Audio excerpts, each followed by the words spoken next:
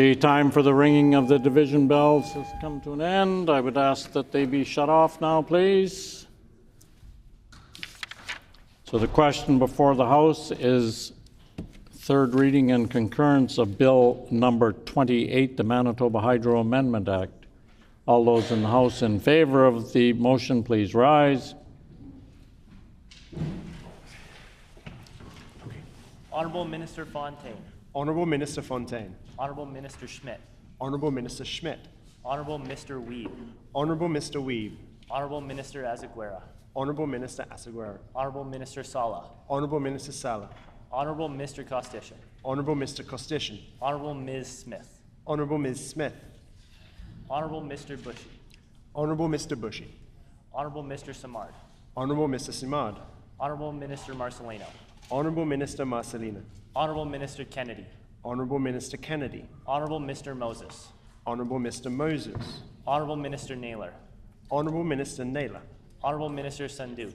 Honourable Minister Sandhu. Honourable Minister Moyes. Honourable Minister Moyes. Honourable Minister Morose. Honourable Minister Morose. MLA Malloway. MLA Malloway. MLA Corbett. MLA Corbett. Mr. Blaschko. Mr. Blaschko. MLA Chen. MLA Chen. MLA Pankratz. MLA Pankratz. MLA Devgun. MLA Devgan. MLA Compton. MLA Compton. Mr. Oxenham. Mr. Oxenham. MLA Loisel. MLA Loisel.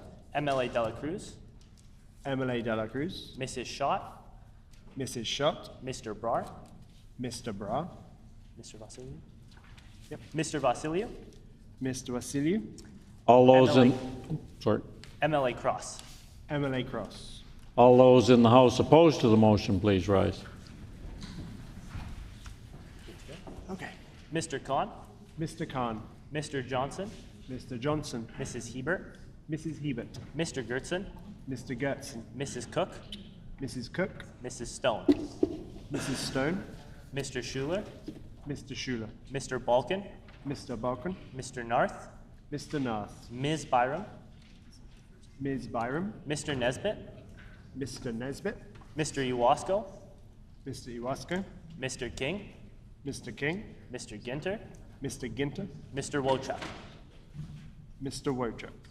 We will now conduct the alphabetical roll call of members participating virtually, and as a reminder to all virtual members, please respond clearly with either I vote yes or I vote no, only when your name is called. But also remind members to unmute their mics only when they are recognized and immediately mute it again once they've declared their vote. The page will now conduct the vote. MLA Lagasse.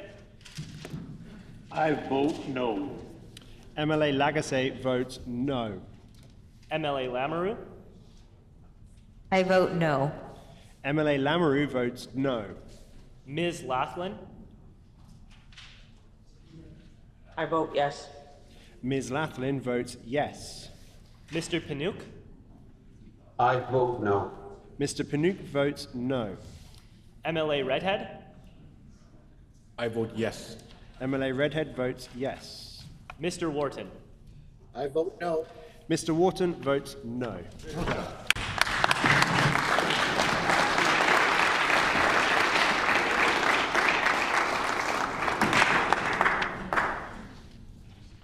Ayes 32, nays 19. The motion is accordingly passed. So now we will move on to Bill 37, the Manitoba Financial Services Authority Act and amendments to various other acts. The Honourable Minister of Finance. Thank you, Honourable Speaker. I move, seconded by the Minister of Health, that Bill number 37, the Manitoba Financial Services Authority Act and amendments to various other acts, loi sur l'autorité des services financiers du Manitoba et modifiant diverses autres lois, reported from the Standing Committee on Legislative Affairs, be concurred in and be now read for a third time and passed.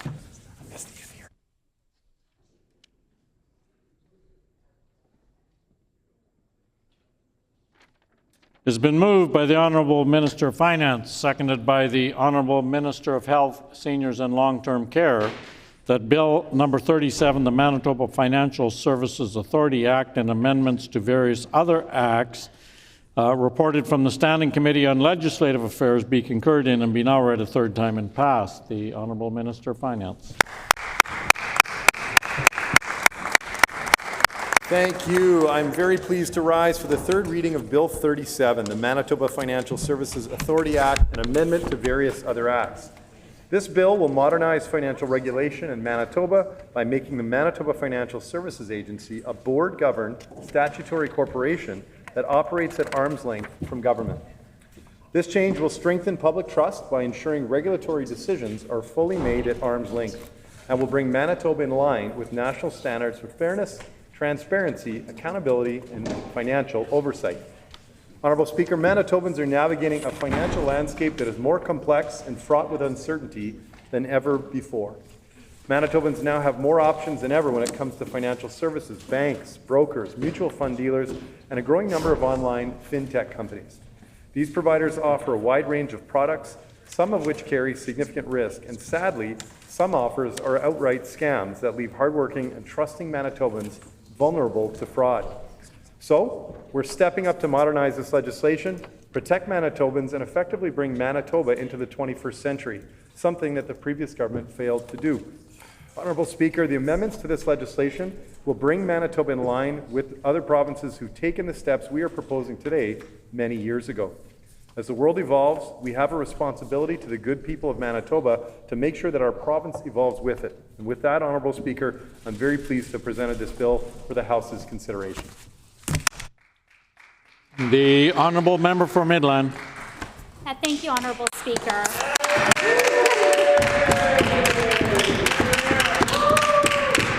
Order, please. Order, please. I would remind some long-standing members of this assembly that not to pound on the desk because it's very hard on our people that work for Hansard. The Honourable Member for Midland. Thank you, Honourable Speaker, and I appreciate the opportunity to rise to put a few words on the record as it relates to Bill 37, the Financial Services Act. First and foremost, I do want to say that there has been a significant amount of consolidation within the financial services sector over the past number of years. So what this bill does is it does establish a new financial authority that replaces the regulatory and adjudicative functions that is currently carried out by the Manitoba Securities Commission. This bill sets to expand the authority's oversight over the Insurance Act and Credit Unions and Case Populaires Act, in addition to the existing oversight of the Securities Act, Real Estate Services Act, Mortgage Brokers Act, and Commodity Futures Act. In a nutshell, this extensive bill serves as a consolidation bill of the regulated financial services sector. Under the previous PC government, some consolidation was done of various financial regulators within the province to bring them under a single roof within the Manitoba Securities Commission to create some synergies and harmonization in addition to the sharing of resources in areas of financial, pension, and securities regulations. So Bill 37 that has been brought forward by this minister seems to follow the next logical step in terms of consolidation with the implementation of this act. The minister does need to better explain how this act will better protect Manitobans. He has been very unclear to date on how this act will better protect the public from fraud, scams, and financial irregularities. So it remains to be seen who the minister has actually consulted with on this piece, this extensive piece of legislation. However, as I mentioned, over the past number of years, a significant amount of work has gone on within the financial services sector in terms of regulation, both across the country as well as here within the province of Manitoba. So with that said, Honourable Speaker, there are still some unanswered questions as it relates to this piece of legislation. There continues to be some unanswered questions as it relates to this piece of legislation as we are in third reading of this debate. However, as I mentioned, it is important to consolidate within the financial services sector. It's important to create some standardization, some harmonization across the sectors and the services that do make up the financial services industry and sector. And so with that said, on our side of the House, we do support consolidation, we support harmonization, and we look forward to passing the bill with what this minister has brought forward. So thank you very much, Honourable Speaker. Seeing no further speakers, is the House ready for the question? The question before the House is concurrence and third reading of Bill 37, the Manitoba Financial Services Authority Act, and amendment to various other acts. Is it the pleasure of the House to adopt the motion? Agreed and so ordered. The motion is accordingly passed. We'll now move on to Bill 22, the Environment Amendment and Waste Reduction and Prevention Amendment Act. The Honourable Minister of Environment and Climate Change. The Honourable Minister of Public Service Delivery that Bill 22, the Environment Amendment and Waste Reduction and Prevention Amendment Act, loi modifiant la loi sur l'environnement et la loi sur la réduction de volume et de la production des déchets. Reported from the Standing Committee on Social and Economic Development, be concurred in and be now read for a third time and passed.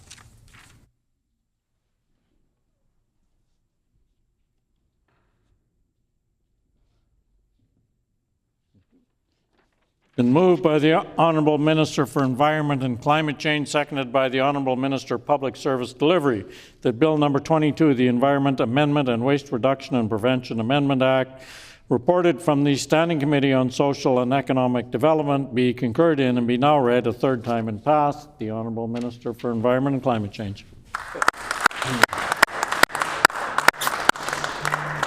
Thank you, Honourable Speaker. It's my pleasure to stand for the third reading of Bill 22 that amends our environmental legislation to protect Manitobans and our environment. The Environment Act and the Waste Reduction and Prevention Act are the backbone of environmental protection in our province. They have helped us preserve the natural beauty of Manitoba, safeguard public health, and maintain our high quality of life. However, these statutes have not been substantively updated since their inception. Bill 22 changes that by introducing measures that will enhance reporting and transparency so that Manitobans are informed when environmental incidents occur, strengthen enforcement capabilities so that those who violate environmental laws face real consequences, hold polluters accountable and deter would-be polluters, modernize the manner in which environmental assessment proposals and abatement hearings are communicated to the public to increase engagement, and it will also streamline landfill levy payments to reduce administrative burdens for landfill owners and to improve government's efficiency.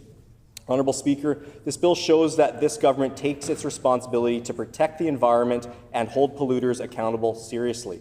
When an environmental incident occurs, Manitobans have a right to know how it affects them and their communities.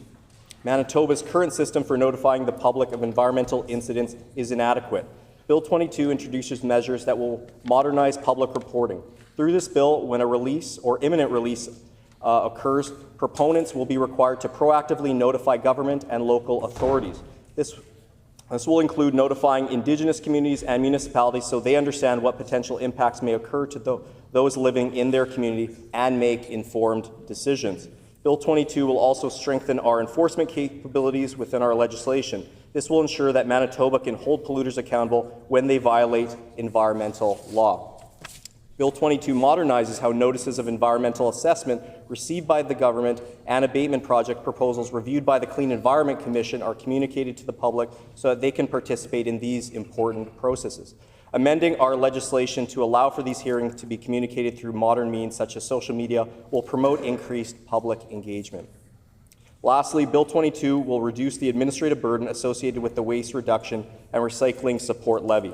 Right now, over 100 landfill operators pay disposal levies to government on nearly 150 landfills across Manitoba. Reporting and remitting the levies is an administrative burden on both municipalities and government. This bill streamlines the process by changing the levy collection from 2 semi-annual payments to 1 annual payment. Honourable Speaker, this bill aligns with the broader environmental commitments we made in the throne speech that emphasize protecting Manitoba's environment and public health. As such, I'm pleased to present Bill 22 for third reading, and I'm seeking all party support for this important bill. Thank you. Merci. Miigwech. The honourable member for Riding Mountain. Honourable Speaker, our environment is too important to be treated carelessly. The health of our rivers, lakes, and communities depends on strong action and leadership. Manitobans deserve a government that focuses on prevention over penalties, one that invests in infrastructure to stop disasters before they happen. 2 major sewage spills into the Red River occurred in November 2023 and February 2024. However, the NDP, who usually when in government put forward a whole host of environmental legislation, obviously weren't in a rush to introduce a bill that would strengthen environmental law and enforcement here in Manitoba. In fact, Honourable Speaker, it has taken the government 18 months to get an environmental bill to third reading here tonight. The purpose of Bill 22 is to improve public notification, strengthen enforcement, and streamline administrative procedures. However, regulations which will be written after the bill receives royal assent will define what types of releases must be reported. We will be watching closely to see the details contained in the regulations. Our PC party supports protecting our environment, and we will be supporting this legislation. Thank you, Honourable Speaker.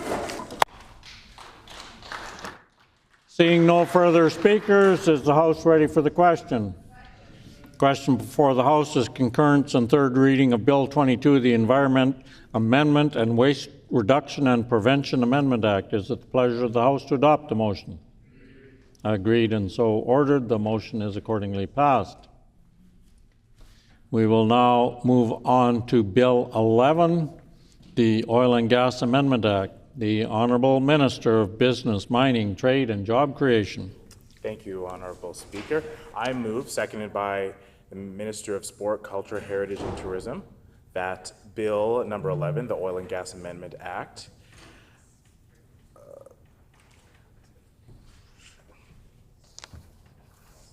reported from the Standing Committee on Social and Economic Development and subsequently amended, be concurred in and now read for a third time and passed.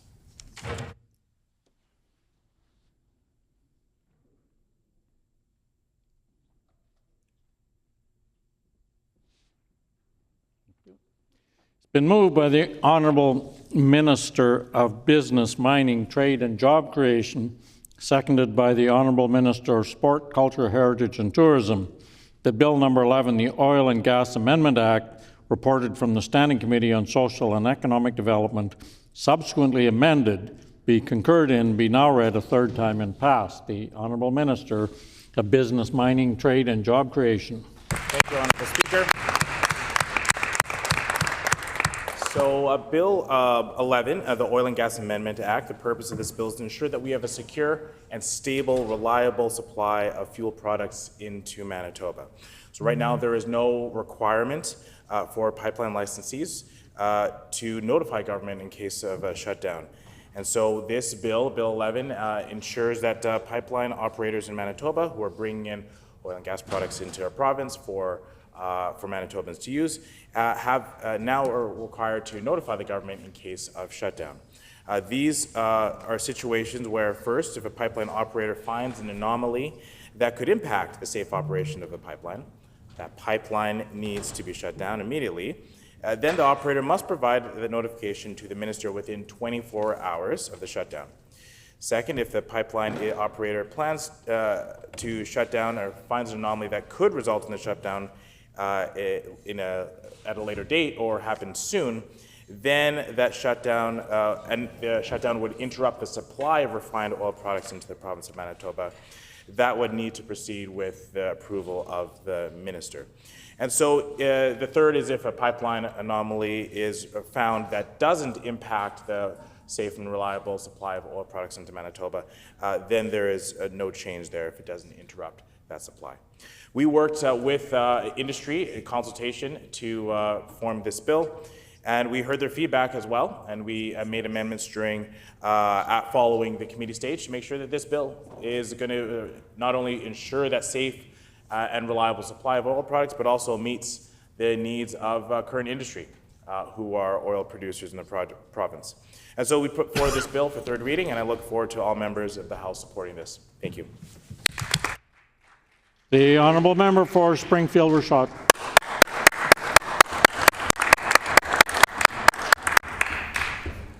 Bill 11, in its previous form, went to committee. And it was very interesting to hear individuals from the industry come forward and give presentations. It was a bit of a warning to all ministers, so many of them who are new, that it's very important to reach out directly. And it's unadvisable to assume that everything they had to say before the legislation was tabled had been said. So they came forward and they had some very serious concerns. After committee, the member for Riding Mountain came forward with some amendments to the bill, and I'd like to thank him personally for the work and effort that he put into this. He does represent an area in that quadrant of the province where there is a lot of oil development or oil drilling, and it is important for Manitoba. It brings in very good revenues. So the member for Riding Mountain brought forward some very important amendments. Those amendments basically were adopted by the government, and they were passed to make this bill amenable, and it basically spoke to the concerns that industry had raised at committee. So I'd like to thank the member again from Riding Mountain for the work he did on this, and the minister for having looked at those amendments and having accepted them, and they were passed. And we would like to see this bill move on, seeing as the industry at this point in time has now indicated that they find this bill acceptable. Seeing no further speakers, is the House ready for the question?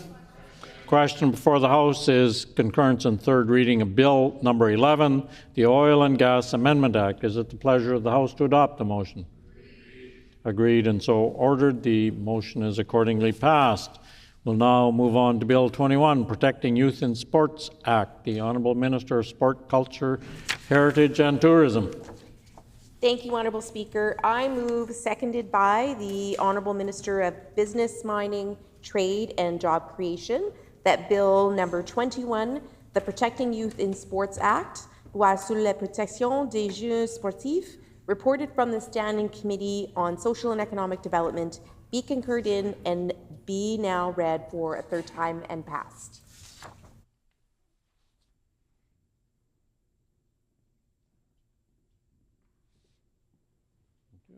Been moved by the Honourable Minister of Sport, Culture, Heritage and Tourism, seconded by the Honourable Minister of Business, Mining, Trade and Job Creation that Bill number 21, the Protecting Youth in Sports Act, reported from the Standing Committee on Social and Economic Development, be concurred in and be now read a third time and passed. The Honourable Minister for Sport, Culture, Heritage and Tourism.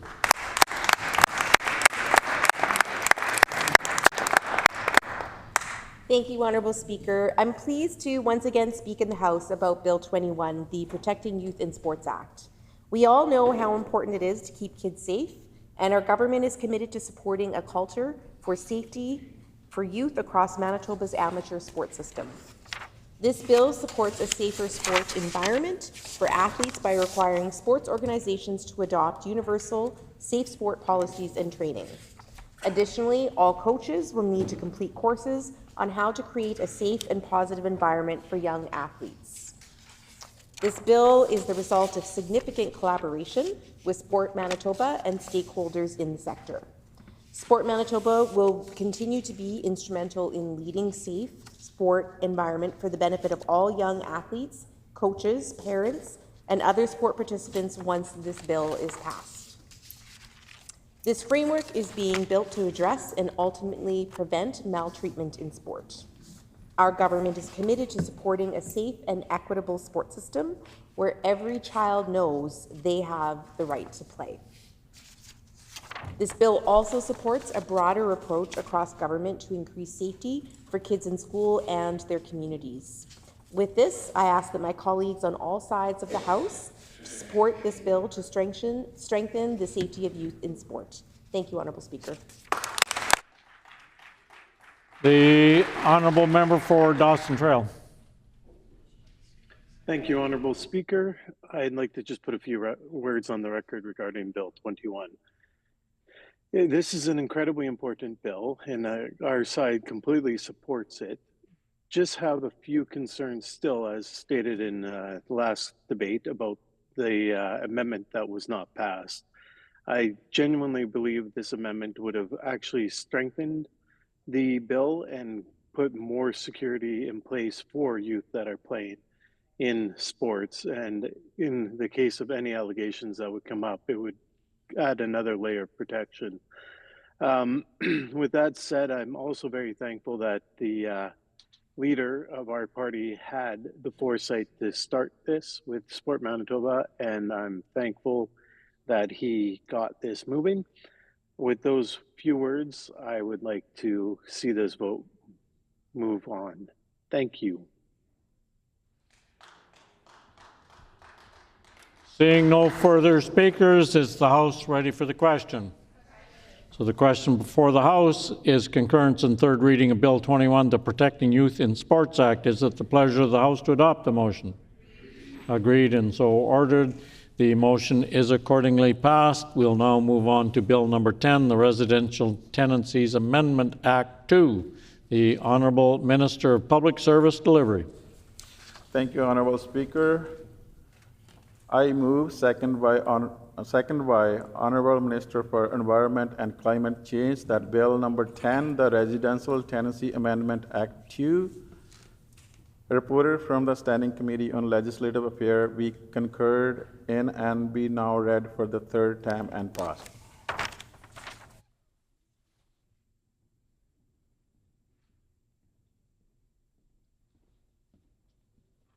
It's been moved by the Honourable Minister of Public Service Delivery, seconded by the Honourable Minister for Environment and Climate Change, that Bill number 10, the Residential Tenancies Amendment Act 2, reported from the Standing Committee on Legislative Affairs, be concurred in and be now read a third time and passed. The Honourable Minister for Public Service Delivery. Thank you, Honourable Speaker. I'm very pleased to rise today for the third reading of Bill number 10, the Residential Tenancies Amendment Act. The recent events in Winnipeg have seen tenants forced to leave their rental building due to safety order beyond their control. Currently, Residential Tenancies Act offers limited protection in such cases, only requiring landlord to return prorated rent and deposits. Our government is committed to making life more affordable for renters by strengthening protection with new laws. This will amend the Act to requiring landlord to compensate displaced tenants for moving costs and monthly rent up to an amount prescribed in the regulation. The Residential Tenancies branch will have the authority to provide emergency funds to tenants and recover from cost from the landlords. Landlord must now prove they took all reasonable steps to prevent the condition that led to the order. This will represent the first step in our government's commitment and my mandate to review the Residential Tenancies Act to strengthen renters' rights and protect affordable housing in the province. Thank you, Honourable Speaker. The Honourable Member for Borderland.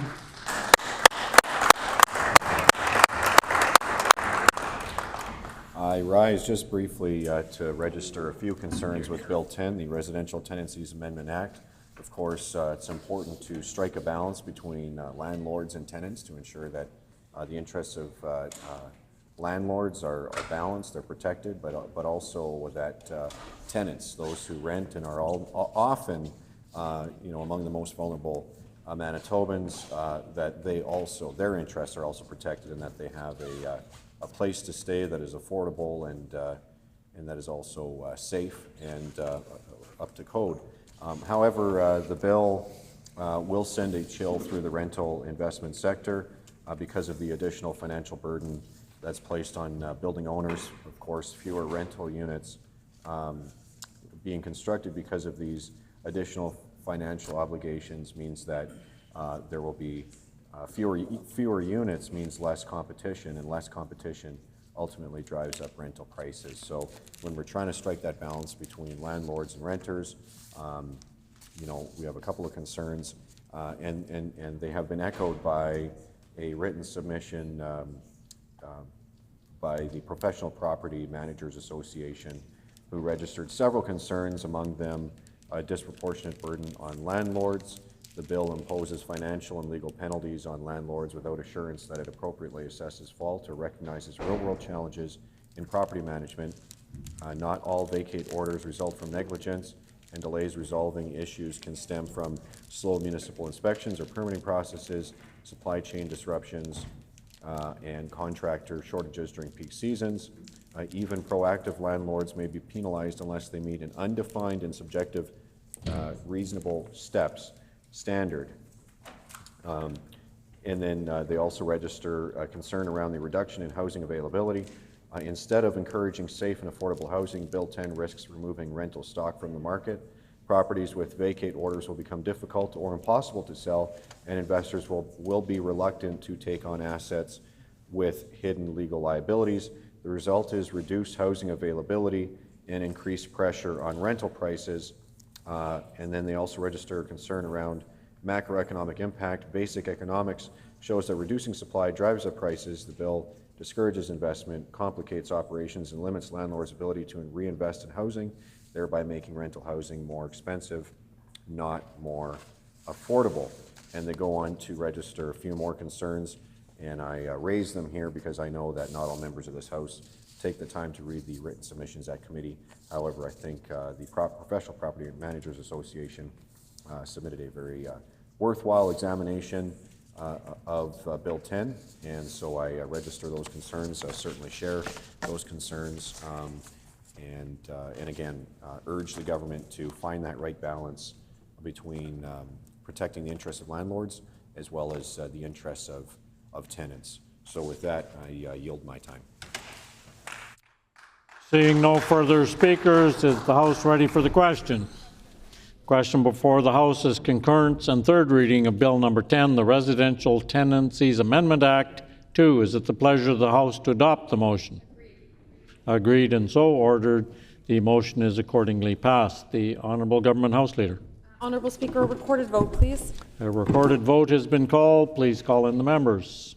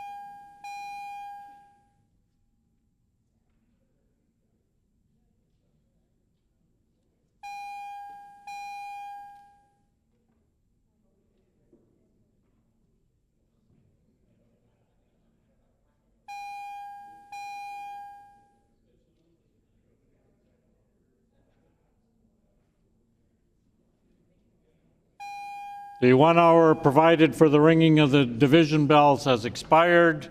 I'm therefore directing that the bells be turned off and the House proceed to the vote. The question before the House is concurrence and third reading of Bill 10, the Residential Tenancies Amendment Act 2. All those in the House in favor of the act, please rise.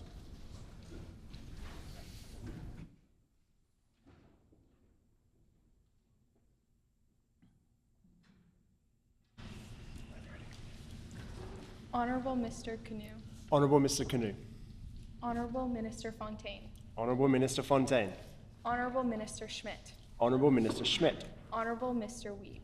Honourable Mr. Weeb. Honorable Minister Asaguera. Honourable Minister Asaguera. Honorable Minister Sala. Honourable Minister Sala. Honorable Mr. Costishan. Honourable Mr. Costishan. Honorable Ms. Smith. Honourable Ms. Smith. Mr. Khan. Mr. Khan. Mr. Johnson. Mr. Johnson. Mrs. Hebert. Mrs. Hebert. Mr. Gertson. Mr. Gertson. Mrs. Cook. Mrs. Cook. Mrs. Stone. Mrs. Stone. Honorable Mr. Bushy. Honourable Mr. Bushy. Honorable Mr. Simard. Honourable Mr. Simard. Honorable Minister Marcelino. Honourable Minister Marcelino. Honorable Minister Kennedy. Honourable Minister Kennedy. Honorable Mr. Moses. Honourable Mr. Moses. Honorable Minister Naylor. Honourable Minister Naylor. Honorable Minister Sandhu. Honourable Minister Sandhu. Honorable Minister Moores. Honourable Minister Moyes. Honorable Minister Morose. Honourable Minister Morose. Mr. Schuler. Mr. Schuler. Mr. Balkin. Mr. Balkin. Mr. Narth. Mr. Narth. Ms. Byram. Ms. Byram. Mr. Nesbitt. Mr. Nesbitt. Mr. Owasco. Mr. Iwaska. Mr. King. Mr. King. Mr. Ginter. Mr. Ginter. MLA Malloway. MLA Malloway. MLA Corbett. MLA Corbett. Mr. Blashko. Mr. Blashko. MLA Chen. MLA Chen. MLA Pankratz. MLA Pankratz. MLA Devgan. MLA Devgan. MLA Compton. MLA Compton. Mr. Oxenham. Mr. Oxenham. MLA Loisel. MLA Loisel. MLA De La Cruz. MLA De La Cruz. Mrs. Schott. Mrs. Schott. Mr. Barrar. Mr. Bra. Mr. Vasiliu. Mr. Vasiliu.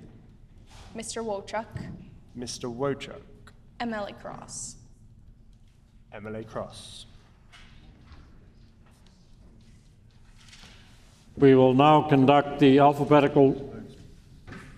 All those in the House opposed to the motion, please rise. We will now conduct the alphabetical roll call of members participating virtually. And as a reminder to all virtual members, please respond clearly with either I vote yes or I vote no. And also unmute yourself only when you're recognized and then immediately mute your mic again. The page will now conduct the vote. MLA Lagasse. I vote yes. MLA Lagasse votes yes. MLA Lamoureux. I vote yes. MLA Lamoureux votes yes. Ms. Laughlin. I vote yes. Ms. Laughlin votes yes. Mr. Panouk. I vote yes. Mr. Panouk votes yes. MLA Redhead. I vote yes. MLA Redhead votes yes. Mr. Wharton. I vote yes. Mr. Wharton votes yes. Well done.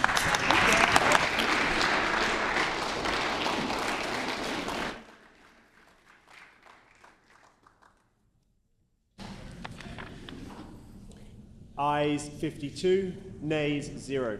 The motion is accordingly passed. The next bill we'll be discussing is Bill 25, the Public-Private Partnership Transparency and Accountability Act. The Honourable Minister of Public Service Delivery. Thank you, Honourable Speaker. I moved, seconded by Minister of Environment and Climate Change, that Bill number 25, the Public-Private Partnership Transparency and Accountability Act, as amended and reported from the Standing Committee on Legislative Affairs, be concurred in and be now read for the third time and passed.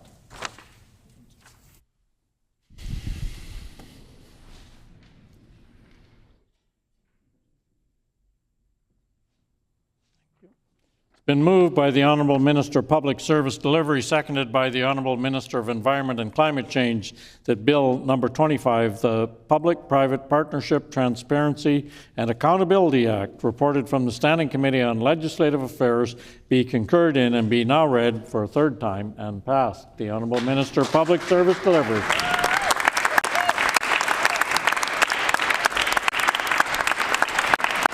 Thank you, Honourable Speaker. I'm very pleased to rise today for the third reading of Bill number 25, the Public-Private Partnership, Transparency and Accountability Act. This bill introduced progressive approach to transparency and accountability oversight of P3 agreements. Honourable Speaker, this bill will also enhance transparency and accountability process when a public sector entity use a public-private partnership procurement model for a major capital project. This bill will ensure that the benefits are evaluated and made public to keep the government accountable. Our government respects local government and their decision-making. Honourable Speaker, the cities and municipalities are exempt from this legislation unless the Manitoba government provides $20 million or more in the funding toward a project which is being procured using P3 models. Manitobans hope for that a major capital project will be delivered on time, on budget. By introducing this bill, my department is committing to meeting this mandate. Our government is committed to ensuring that public sector assets are always owned by the people of Manitoba. I am proud that this bill will improve transparency in government procurement, and I look forward to it receiving the unanimous support of this Assembly. Thank you, Honourable Speaker. The Honourable Member for Borderland. Thank you very much.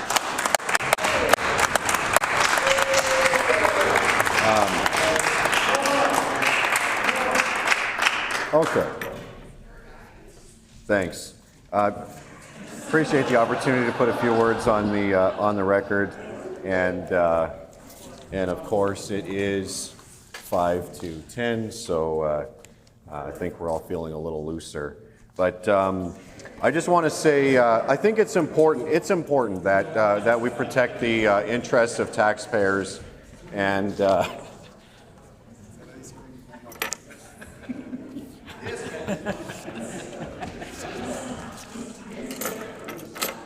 so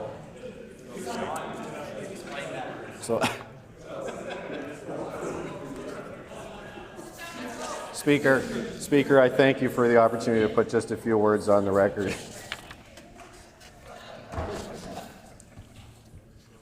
It's important to protect the interests of Manitoba taxpayers, and so I think, and I thank the minister and his staff for their work on this legislation. We have a few concerns that the bill basically bubble wraps P3 projects and regulation and ensures that they won't get off the ground, and so that's a concern. The unnecessary red tape will make public projects slower and more costly. The bill is somewhat restrictive, we feel, and will essentially make it impossible for P3 projects to exist, as I said. So those are our concerns, among others. And with that, I yield my time. Thank you, Speaker.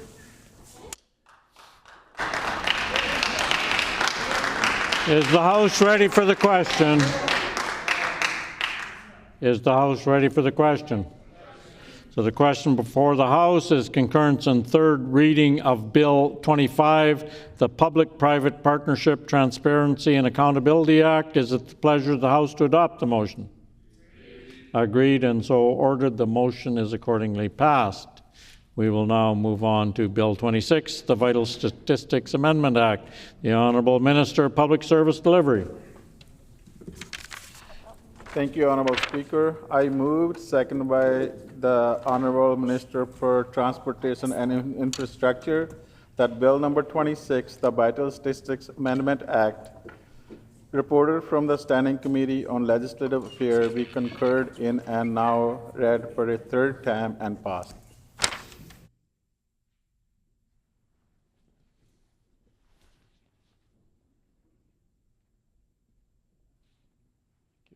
Been moved by the Honourable Minister of Public Service Delivery, seconded by the Honourable Minister for Transportation and Infrastructure, that Bill number 26, the Vital Statistics Amendment Act, reported from the Standing Committee on Legislative Affairs, be concurred in and be now read a third time and passed. The Honourable Minister of Public Service Delivery.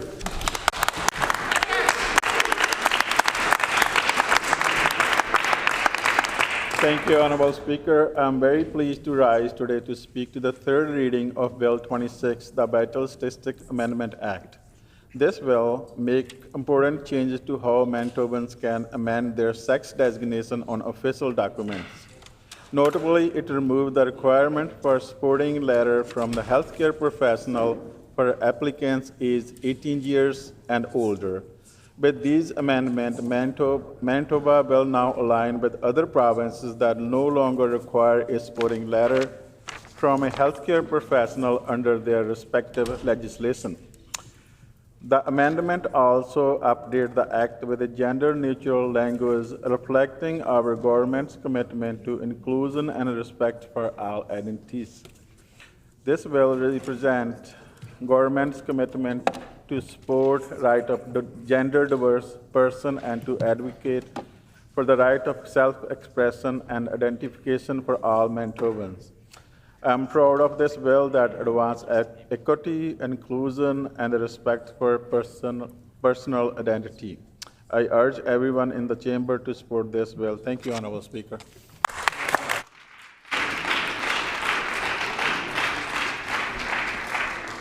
There are no other members wishing to speak to the bill.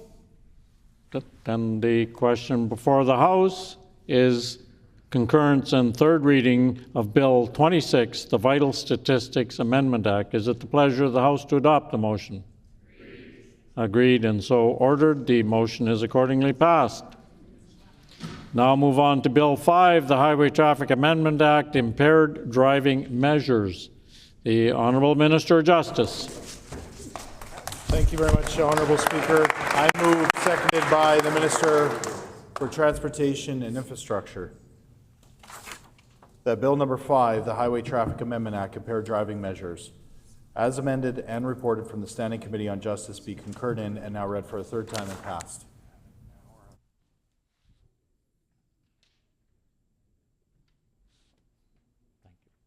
Been moved by the Honourable Minister of Justice, seconded by the Honourable Minister of Transportation and Infrastructure, that Bill number 5, the Highway Traffic Amendment Act, Impaired Driving Measures, as amended and reported from the Standing Committee on Justice, be concurred in and be now read a third time and passed.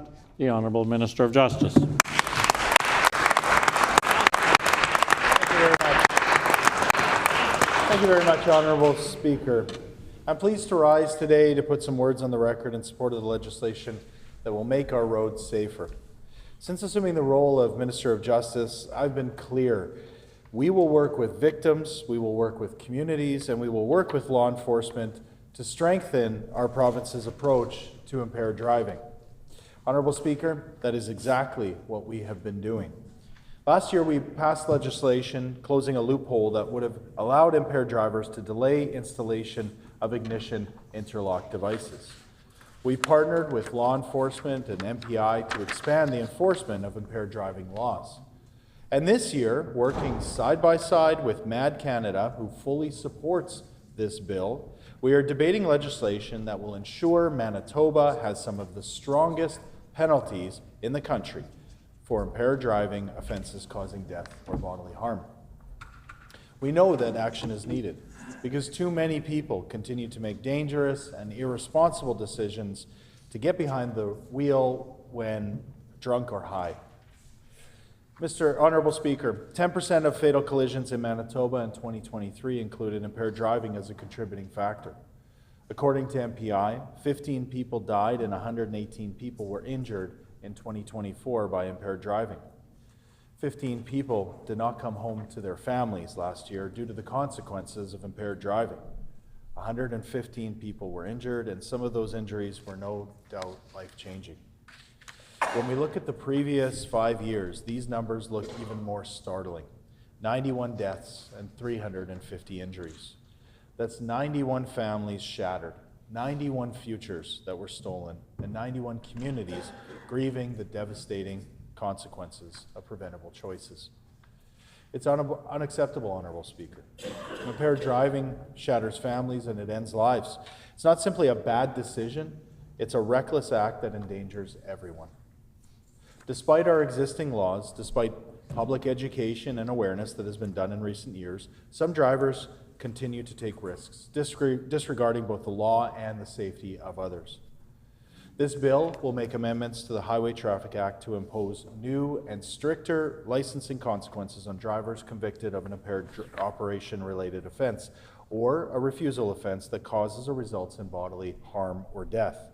This bill sends a clear message. Impaired driving causing death or injury will not be tolerated. We are imposing a new 0% BAC restriction on, for 7 years after a first conviction for this type of offense. A second conviction now results in a lifetime license suspension and a separate lifetime 0% BAC prohibition. The bill will also introduce sanctions for breaching the 0% alcohol prohibition, which will mirror the current immediate roadside prohibition regime sanctions imposed upon drivers that blow a warn on an approved screening device. This includes the following: license suspension starting at 3 days for the first breach and escalating for each subsequent breach, 15, 30, and 60 days. Vehicle impoundment for 3 days after the first breach and then increasing for each subsequent breach to 7 days and then 30 days. Referral to Addictions Foundations of Manitoba for a driver assessment following a second breach within a 10-year period. And an ignition interlock imposed following a third breach. We are showing that there are real consequences and serious consequences in Manitoba for choosing to drink and drive. I was so proud to introduce this bill, Honourable Speaker, alongside Tanya Hansen-Pratt, who's the national president of MAD Canada. Tanya has done unbelievably incredible work to advocate for victims of impaired driving and to champion new initiatives and legislation that will make a real difference in people's lives. I want to read into the record one more time for some words that she shared about Bill 5 on the day that it was introduced. She said, quote, "MAD Canada congratulates the Manitoba government for the steps being taken to prevent impaired driving. Despite the progress that has been made, hundreds of people are killed and thousands more are injured every year in alcohol and drug-related crashes. It is important that those who cause the most harm are held accountable and given sanctions to prevent them from driving impaired again, including lengthy driving bans and zero tolerance." Alongside MAD, Honourable Speaker, we also introduced this bill with strong support from law enforcement. Inspector Michael Gagliardi, the chair of the Manitoba Association of Chiefs of Police in the Traffic Safety Committee, said the following regarding Bill 5. The MACP is committed to enforcing the law when it comes to impaired drivers. We are hopeful that these new amendments will be a useful deterrent for those who choose to get behind the wheel when impaired. Each year, we pull over thousands of vehicles, and unfortunately, we do see repeat offenders. Increasing the driver's license prohibition is sending a very strong message to all Manitobans. We hope for the safety of everyone that these new amendments save lives, end quote, Honourable Speaker. It couldn't be any more clear than that. Mothers Against Drunk Driving and law enforcement in this province support this bill. They see the value in it, and they see the value that it will bring when it comes to strengthening our deterrence of impaired driving. I hope that all members reflect on their words and take them to heart as they see the value in them as well. Impaired driving continues to be a scourge on our society and poses an extremely serious road safety concern. The consequences are tragic for the victims, for the families, and as we know, also for entire communities. That's exactly why we brought this legislation forward. But we're not stopping there, Honorable Speaker. I'm committed to bringing forward new measures, including legislation every year to continually reinforce our approach to tackling impaired driving. Under previous NDP governments, we were recognized as a leader in Canada when it came to this issue. But subsequently, we have fallen behind, but we're going to continue to work to be leaders once again. Shoulder to shoulder with MAD, with police, with MPI, and with communities who have suffered at the hands of impaired drivers. Driving is a privilege in Manitoba, Honorable Speaker. When a driver ignores basic safety rules and kills or seriously injures another person because they choose to drive impaired, they have demonstrated that they cannot responsibly consume alcohol and drive. So let's pass this bill. Let's take impaired drivers off the road, because we all use the roads in this province, and in some way, either as drivers, as pedestrians, as cyclists, and of course we all benefit when Manitoba's roads are safer. So this shouldn't be a partisan issue, this should be one we can all come together on. It should unite us all to make our roads safer, and to hold those who selfishly choose to drink or get high and drive accountable. I urge all members to join with us in supporting this bill. Thank you, Honourable Speaker. The Honourable Member for Brandon West.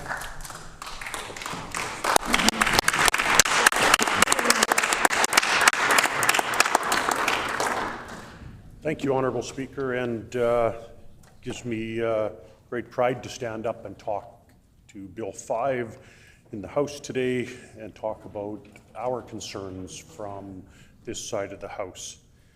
I think it's important to recognize that this bill does not bring Manitoba into one of the strongest legislations in the country, as the Minister just put on the record.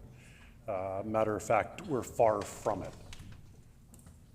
There was an opportunity in this House and an opportunity within all of us as legislatures to bring some meaningful legislation forward on impaired driving and to make sure that we were tough on impaired drivers, make sure that we actually held impaired drivers to a higher count.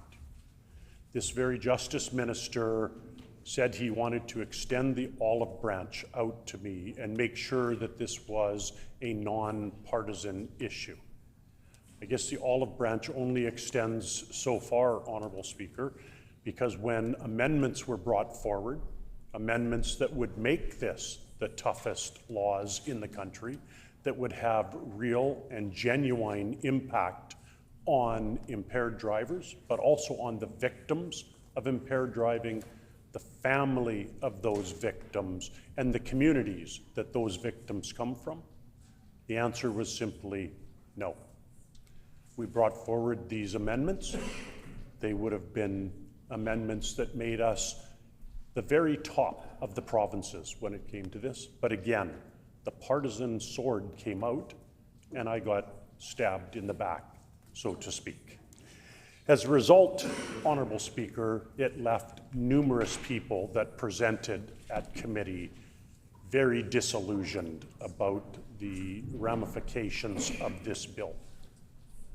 The Minister was asked many times by the Reimer family and by other presenters, including myself, how many times in the past 30 years was an individual charged twice for killing somebody while operating a motor vehicle while impaired.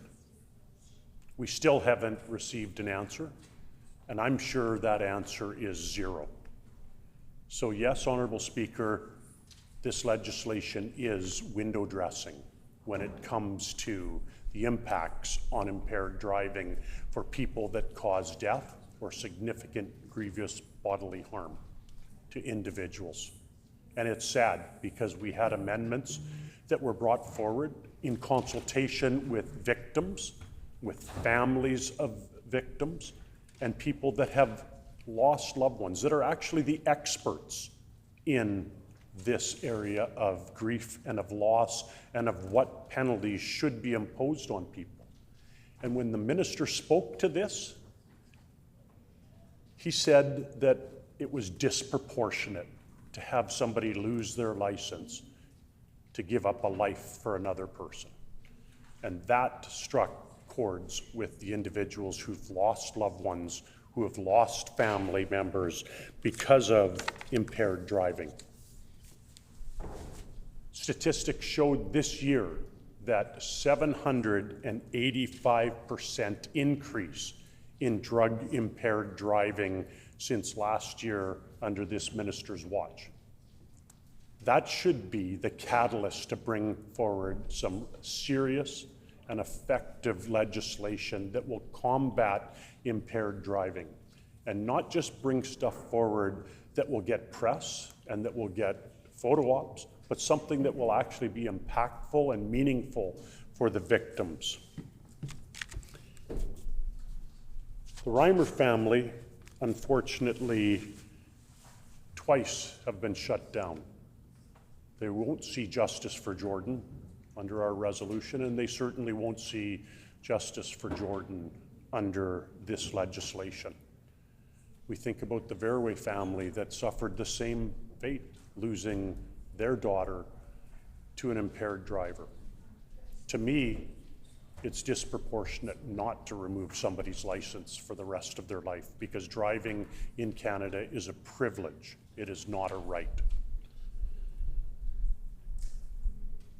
With that, Honourable Speaker, I'm hoping that in the future, when we bring forward amendments or bring forward legislation, it's impactful and it will move Manitoba forward to become a leader in impaired driving legislation and ensure that we look after the victims that give so much, that have given a life, to make sure that legislation should be brought forward that is impactful and meaningful and has clear denunciation.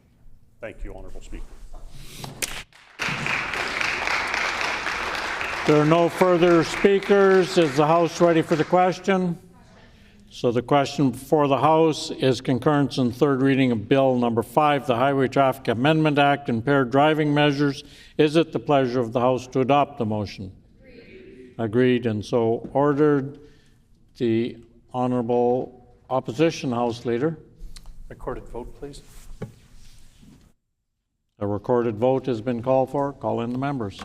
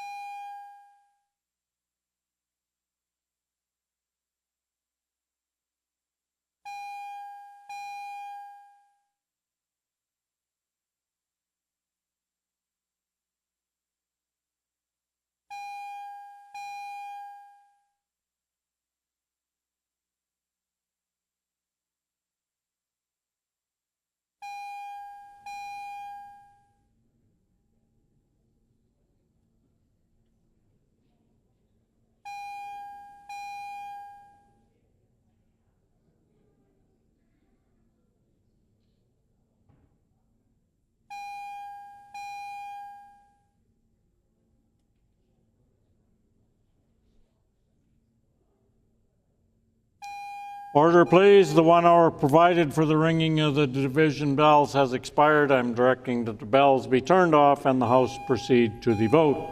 The question before the House is concurrence and third reading of Bill number 5, the Highway Traffic Amendment Act, Impaired Driving Measures. All those in the House in favor of the bill, please stand. Okay. Ready? Yep. Honorable Mr. Canoe. Honorable Mr. Canoe. Honorable Minister Fontaine. Honorable Minister Fontaine. Honorable Minister Schmidt. Honorable Minister Schmidt. Honorable Mr. Weeb. Honorable Mr. Weeb. Honorable Minister Azaguera. Honorable Minister Asaguera. Honorable Minister Sala. Honorable Mr. Sala. Honorable Mr. Costician. Honorable Mr. Costician. Honorable Ms. Smith. Honorable Ms. Smith. Mr. Khan. Mr. Khan. Mr. Johnson. Mr. Johnson. Mrs. Hebert. Mrs. Hebert. Mr. Gertson. Mr. Gertson. Mrs. Cook. Mrs. Cook. Mrs. Stone. Mrs. Stone. Honorable Mr. Bushy. Honorable Mr. Bushy. Honorable Mr. Samard. Honorable Mr. Samard. Honorable Minister Marcelino. Honorable Minister Marcelino. Honorable Minister Kennedy. Honorable Minister Kennedy. Honorable Mr. Moses. Honorable Mr. Moses. Honorable Minister Naylor. Honorable Minister Naylor. Honorable Minister Sandhu. Honorable Minister Sandhu. Honorable Minister Moyes. Honorable Mr. Moyes. Honorable Minister Morose. Honorable Minister Morose. Mr. Schuler. Mr. Schuler. Mr. Balkin. Mr. Balkin. Mr. Narth. Mr. Narth. Ms. Byram. Ms. Byram. Mr. Nesbitt. Mr. Nesbitt. Mr. Uwasco. Mr. Owasco. Mr. King. Mr. King. Mr. Ginter. Mr. Ginter. MLA Malloway. MLA Malloway. MLA Corbett. MLA Corbett. Mr. Blaschko. Mr. Blaschko. MLA Chen. MLA Chen. MLA Pankratz. MLA Pankratz. MLA Devgan. MLA Devgan. MLA Compton. MLA Compton. Mr. Oxenham. Mr. Oxenham. MLA Loisel. MLA Loisel. MLA Dela Cruz. MLA Dela Cruz. Mrs. Schott. Mrs. Schott. Mr. Brar. Mr. Brar. Mr. Vasiliu. Mr. Vasiliu. Mr. Wochuk. Mr. Wochuk. MLA Cross. MLA Cross. All those in the chamber opposed to the motion, please rise. So we will now proceed to the alphabetical roll call of members participating virtually. And as a reminder to all members, please respond clearly with either I vote yes or I vote no when your name is called. And I would also remind members to unmute their mics only when they are recognized and then immediately mute it again once you have declared your vote. The page will now conduct the vote. MLA Lagasse. I vote yes. MLA Lagasse votes yes. MLA Lamoureux. I vote yes. MLA Lamoureux votes yes. Ms. Laughlin. I vote yes. Ms. Laughlin votes yes. Mr. Panouk. I vote yes. Mr. Panouk votes yes. MLA Redhead. I vote yes. MLA Redhead votes yes. Mr. Wharton. I vote yes. Mr. Wharton votes yes. Well done, Seth.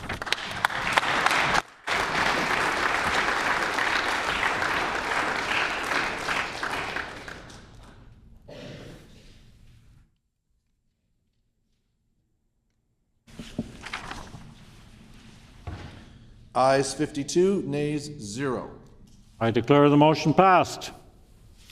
We will now proceed to Bill 9, the Liquor, Gaming, and Cannabis Control Act 2. The Honourable Minister of Justice. Thank you, Honourable Speaker. I move, seconded by the Minister for Natural Resources and Indigenous Futures, that Bill number 9, the Liquor, Gaming, and Cannabis Control Act, be reported from,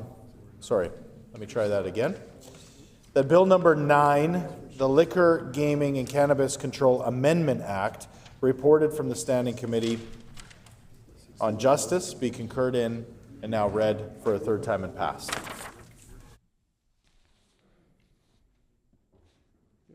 It's been moved by the Honourable Minister of Justice, second by the Honourable Minister of Natural Resources and Indigenous Futures, that Bill number 9, the Liquor, Gaming, and Cannabis Control Act 2, reported from the Standing Committee on Justice be concurred in and be now read for a third time and passed. The Honourable Minister of Justice.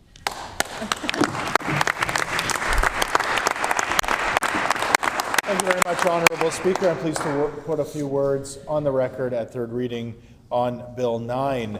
Bill 9 is about ensuring that cannabis stays out of the hands of our youth by allowing its sale in urban areas to be limited to only age-restricted retail locations. Numerous studies have suggested that early exposure to cannabis can affect brain development, cognitive function, and mental health, and adolescents are particularly vulnerable due to their developing brains. We need to keep cannabis products out of sight and out of reach of young people, and that's what this bill aims to do. It will help keep youth, employees, and business owners safe. In recent years, Winnipeg has experienced significant growth in the number of licensed cannabis retailers. Winnipeg and other urban areas are now well served by existing cannabis retail stores. Introducing more locations that are not age restricted invites greater access for young people under the legal age of 19.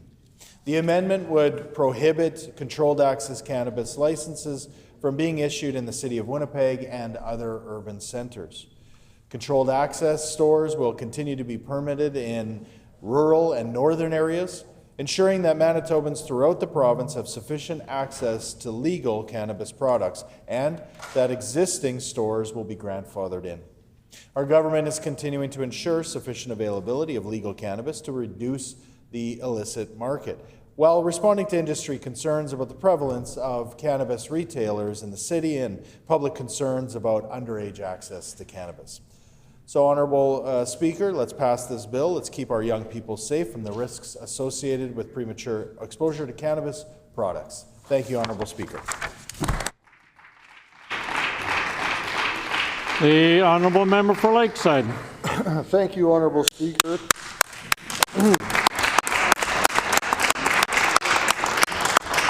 I want to thank you for the opportunity to put a few words on record in regards to the Liquor, Gaming and Cannabis Control Amendment Act and express some concerns that we have with this bill and legislation that I, as the critic, have and our team here, and concerns from our consumers and business people here in Manitoba.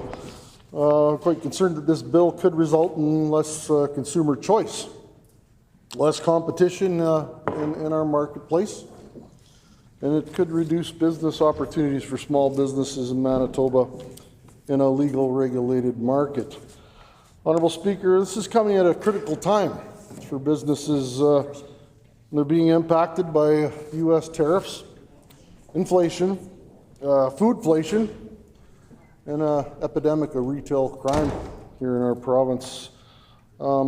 Businesses need the options to keep afloat nowadays, so we see it as a bit of a threat to that. The NDP claim that they're doing this to keep businesses close to schools like 7-Elevens and convenience stores from exposing minors to cannabis, but yet it comes at the same time that they're planning lethal drug injection sites in our city's neighborhoods. Where businesses locate and what kind of businesses are operating and selling cannabis should be decided locally by municipalities through their own zoning and urban planning bylaws. This legislation will allow the Minister and Liquor, Gaming Control Act to discriminate against some business owners and pick the winners and losers based on their own biases.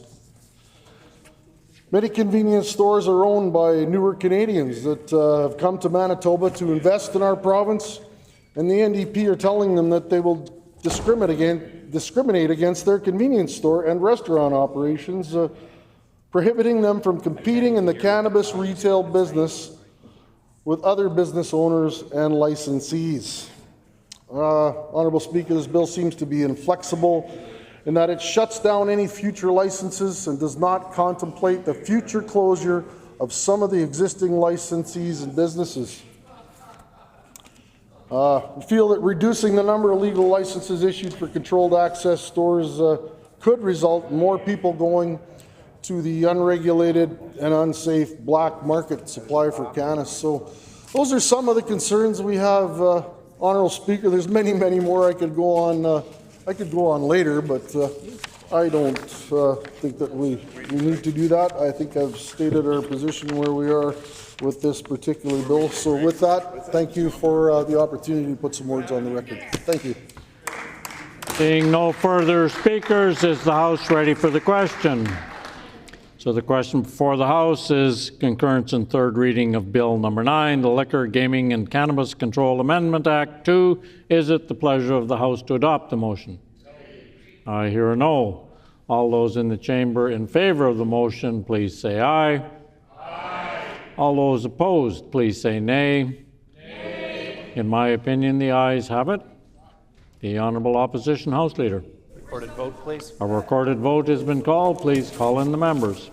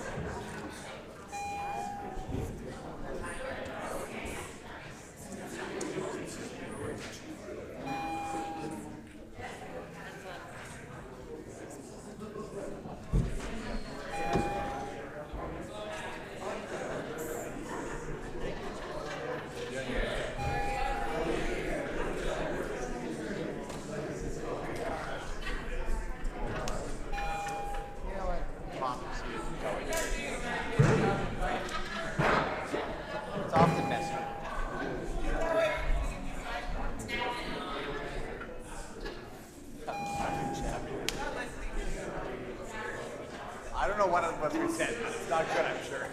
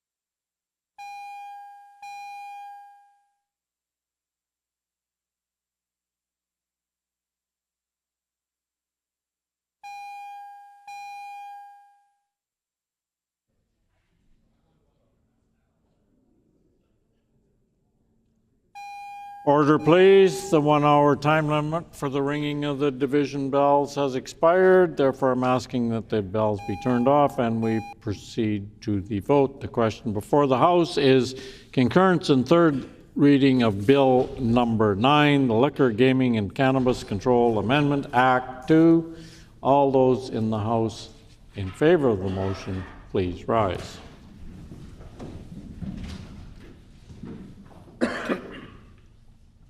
Honorable Mr. Canoe, Honorable Mr. Canoe. Honorable Minister Fontaine, Honorable Minister Fontaine. Honorable Minister Schmidt, Honorable Minister Schmidt. Honorable Mr. Wiebe, Honorable Mr. Wiebe. Honorable Minister Asquera, Honorable Minister Asseguera. Honorable Minister Sala, Honorable Minister Sala. Honorable Mr. Costishan, Honorable Mr. Costishan. Honorable Ms. Smith, Honorable Ms. Smith. Honorable Mr. Bushy, Honorable Mr. Bushy. Honorable Mr. Simard, Honorable Mr. Simard. Honorable Minister Marcelino, Honorable Minister Marcelino. Honorable Minister Kennedy, Honorable Minister Kennedy. Honorable Mr. Moses, Honorable Mr. Moses. Honorable Minister Naylor, Honorable Minister Naylor. Honorable Minister Sandhu, Honorable Minister Sandhu. Honorable Minister Moyes, Honorable Minister Moyes. Honorable Minister Morose, Honorable Minister Morose. MLA Malloway, MLA Malloway. MLA Corbett, MLA Corbett. Mr. Blashko, Mr. Blashko. MLA Chen, MLA Chen. MLA Pankratz, MLA Pankratz. MLA Devgan, MLA Devgan. MLA Compton, MLA Compton. Mr. Oxenham, Mr. Oxenham. MLA Loisel, MLA Loisel. MLA De La Cruz, MLA Dela Cruz. Mrs. Schott, Mrs. Schott. Mr. Brar, Mr. Brar. MLA Cross. MLA Cross. All those in the chamber opposed to the motion, please rise. Okay. Mr. Khan, Mr. Khan. Mr. Johnson, Mr. Johnson. Mrs. Hebert, Mrs. Hebert. Mr. Gertson, Mr. Gertson. Mrs. Cook, Mrs. Cook. Mrs. Stone, Mrs. Stone.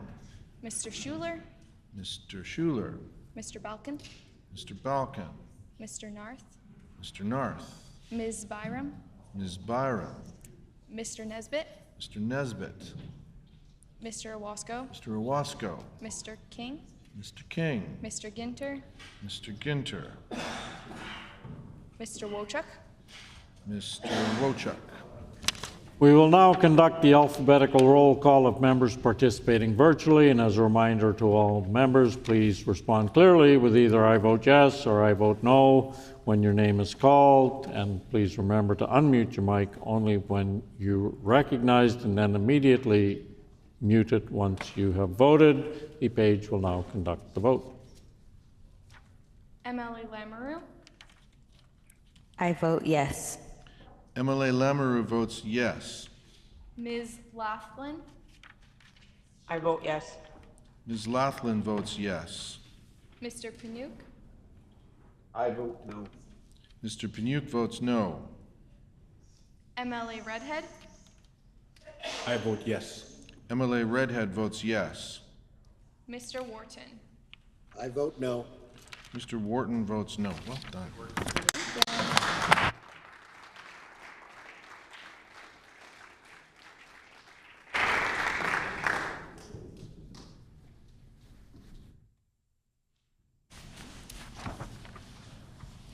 Ayes 33, nays 17. The motion is accordingly passed. We will now move on to concurrence and third reading of Bill 13, the Minor Amendments and Corrections Act 2025. The Honorable Minister of Justice. Thank you, Honorable Speaker. I move, seconded by the Honorable Minister of Families, that Bill number 13, the Minor Amendments and Corrections Act 2025, reported from the Standing Committee on Justice, be concurred in and now read for a third time and passed.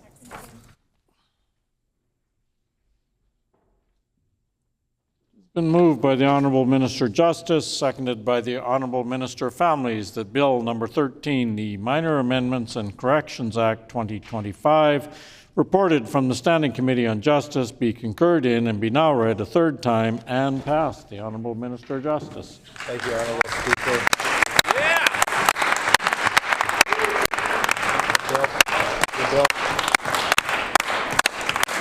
members of this chamber are likely aware, the Minor Amendments and Corrections Act, also known as MACA, is an annual omnibus bill that is used for correcting typographical, numbering, and minor drafting and translation errors, and making other minor amendments to statutes. The amendments proposed in MACA will provide additional clarity and consistency across Manitoba's statute book. Thank you, Honourable Speaker.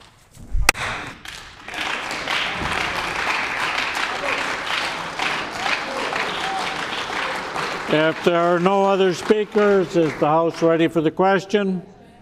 The question before the House is concurrence and third reading of Bill number 13, the Minor Amendments and Corrections Act 2025.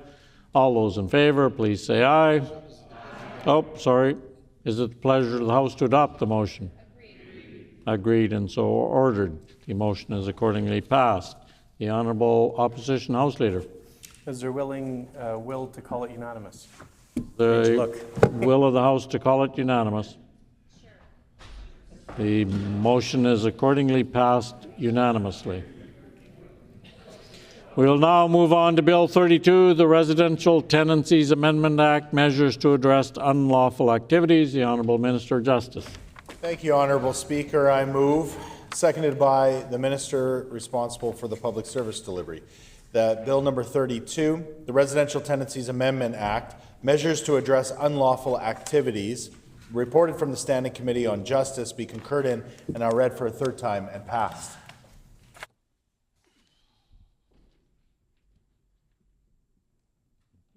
Been moved by the Honourable Minister of Justice, seconded by the Honourable Minister of Public Service Delivery, that Bill number 32, the Residential Tenancies Amendment Act, measures to address unlawful activities, reported from the Standing Committee on Justice, be concurred in and be now read a third time and passed. The Honourable Minister of Justice. Thank you very much, Honourable Speaker. I'm pleased to rise today to put a few words on the record in support of this legislation that will make our communities safer. Since our government came to power in 2023, we've heard from Manitobans who are struggling with the effects of serious offences in their rental complexes and in their neighbourhoods. The previous government's years of cuts and freezes to police funding and turning a blind eye to public safety concerns over the past 7 years have left many residents dealing with the effects of drug trafficking, human trafficking, and other crimes. Manitoba's Public Safety Investigations Unit, or the PSIU, exists to investigate those concerns from tenants or community members, but these investigations are sometimes bogged down due to limitations within the current legislation. This bill aims to bolster public safety by removing ambiguities in the law surrounding 5-day eviction notices for unlawful activity, including drug and human trafficking, and making residential complexes safer for Manitobans. The current process requires the director designated under the Safer Communities and Neighbours Act to apply to the Court of King's Bench for a public safety order. But the PSIU rarely uses these public safety orders as they require a lengthy court process, and instead, investigators provide their files to landlords to support a 5-day eviction notice for unlawful activity. When residents who have been served with this 5-day notice to vacate do not leave a property, the landlord must apply to the residential tenancies branch, but this activity must pose a, quote, immediate risk to health or to safety. As such, in certain cases, the RTB hearing officers may agree that drug trafficking is occurring, but that does not pose an immediate risk to health or safety, and then they will deny the order. In a decision from August 24, the RTB denied an order of possession despite video surveillance provided by the PSIU, revealing 78 persons entering, 82 exiting, and 13 knocking but not entering over a 4-day period at one residence. The trained investigators with the PSIU, mostly police officers, former police officers with drug-related investigations experience, stated that this is strongly suggestive of drug trafficking. But the RTB hearing officer found that it didn't necessarily contribute to an immediate risk to health or safety. And we found that this happens much too often. Honorable Speaker, our government believes that trafficking in drugs or human beings is always a risk to public safety. That's why we're changing the law with Bill 32. Under Bill 32, amendments will streamline the process for 5-day evictions that they require posing significant rather than immediate risks to health or safety, and that a landlord can provide on balance a probability that these crimes are taking place. They are automatically considered a significant risk to safety, and an order of possession can be granted. The amendments will outline the type of information the RTB may consider, including evidence or information from a PSIU investigator.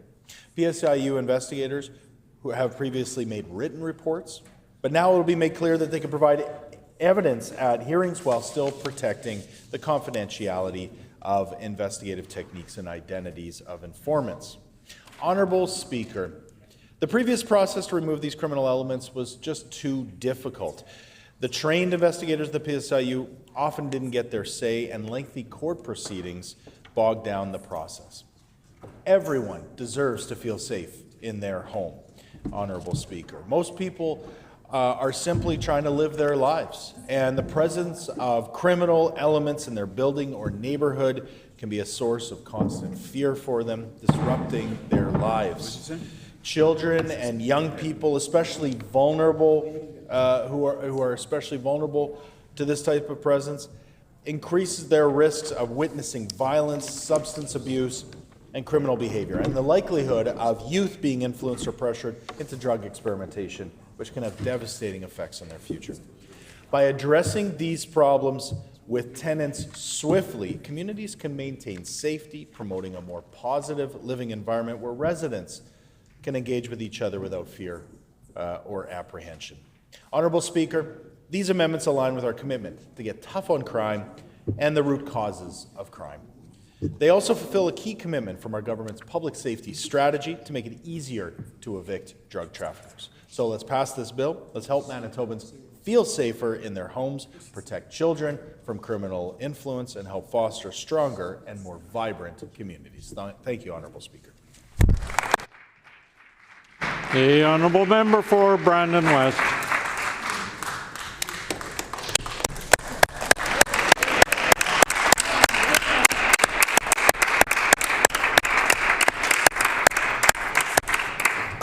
Thank you, Honourable Speaker, and just to put a few clarifying remarks on the record regarding this bill. Residential Tenancy Act really did need some extra teeth, particularly when it comes to people living in a residence and causing harm to those that also reside there. We've brought this forward many times within our caucus, and I believe the member from Portage La Prairie has spoken quite often about Oak Tree Towers and how they have issues there with tenants that are in the drug trafficking and causing problems for the other tenants that just deserve to be in a safe spot in their own home. And that's simply not happening under this NDP government. They're very vulnerable individuals that can watch these sort of activities will cause conflict for the rest of the building. There's issues within these large complexes where one or two individuals will wreak havoc for the entire place.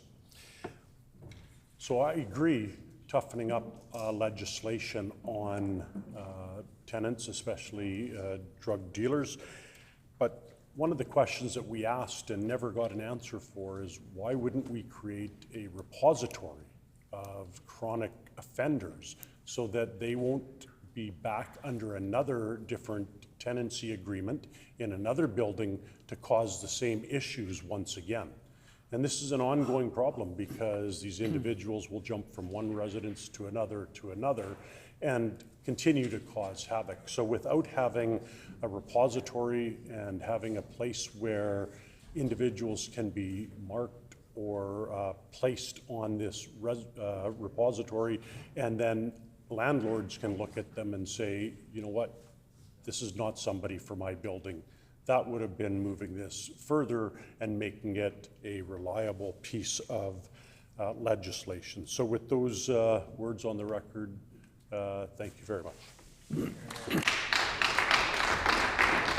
Seeing no further speakers, is the House ready for the question?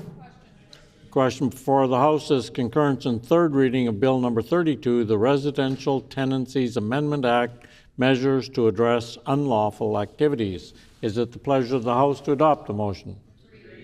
Agreed and so ordered. The motion is accordingly passed. We will now move on to Bill 35, the Manitoba Public Insurance Corporation Amendment Act. The Honourable Minister of Justice. Thank you, Honourable Speaker. I move, seconded by the Minister for Infrastructure and Transportation, that Bill number 35, the Manitoba Public Insurance Corporation Amendment Act, reported from the Standing Committee on Justice, be concurred in and now read for a third time and passed.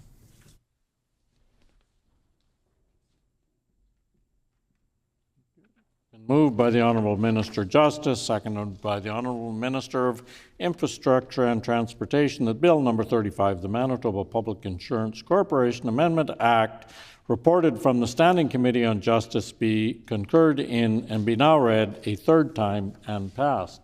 The Honourable Minister of Justice. Thank you very much, Honourable Speaker.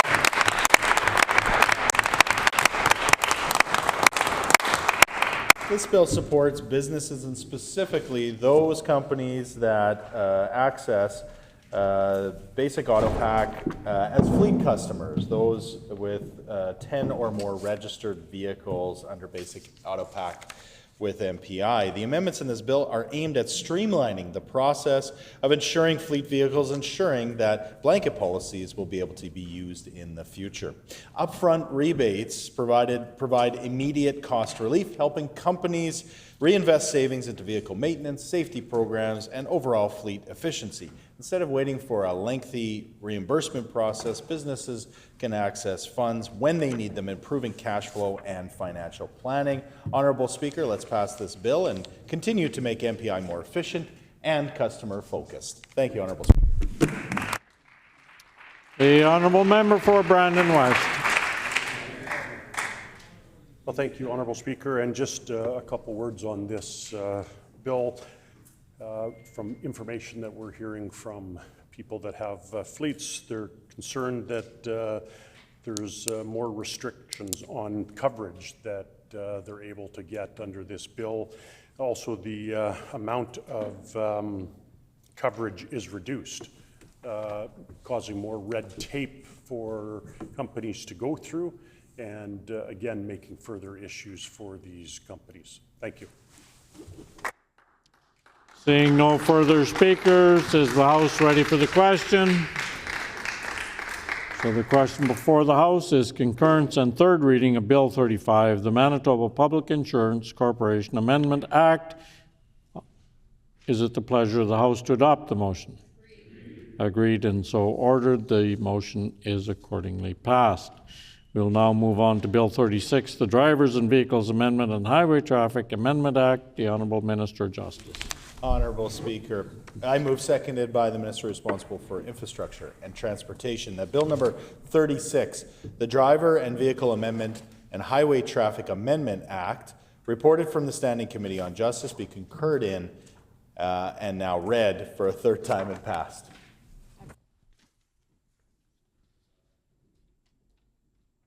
Been moved by the Honourable Minister of Justice, seconded by the Honourable Minister of Infrastructure and Transportation, that Bill number 36, the Drivers and Vehicles Amendment and Highway Traffic Amendment Act, reported from the Standing Committee on Justice, be concurred in and be now read a third time and passed. The Honourable Minister of Justice. Thank you very much, Honourable Speaker.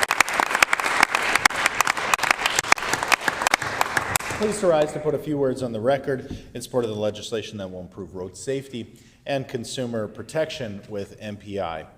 A Manitoba Certificate of Inspection, commonly known as a safety, is issued by a certified mechanic, is a document that Manitobans count on to assure them that a used vehicle that they're purchasing has passed a rigorous safety inspection and is suitable for the road. Unfortunately, safeties presented to MPI have been revealed to be false or misleading or not issued by qualified mechanics, which puts Manitobans at risk on the road. This bill will build on previous legislation and give MPI the authority to issue tickets to other persons who authorize, permit, or consent to the issuance of a fraudulent certificate or one issued by a person who is not a qualified mechanic.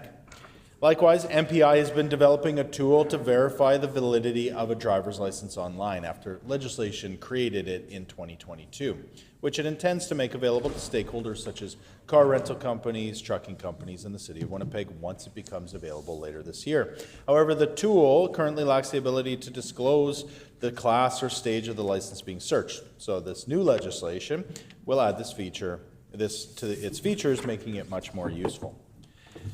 As well, in this bill, sometimes youth under the age of 18 don't have a parent or guardian who is able to provide consent that is required, such as when they wish to obtain a driver's license or register a vehicle in Manitoba.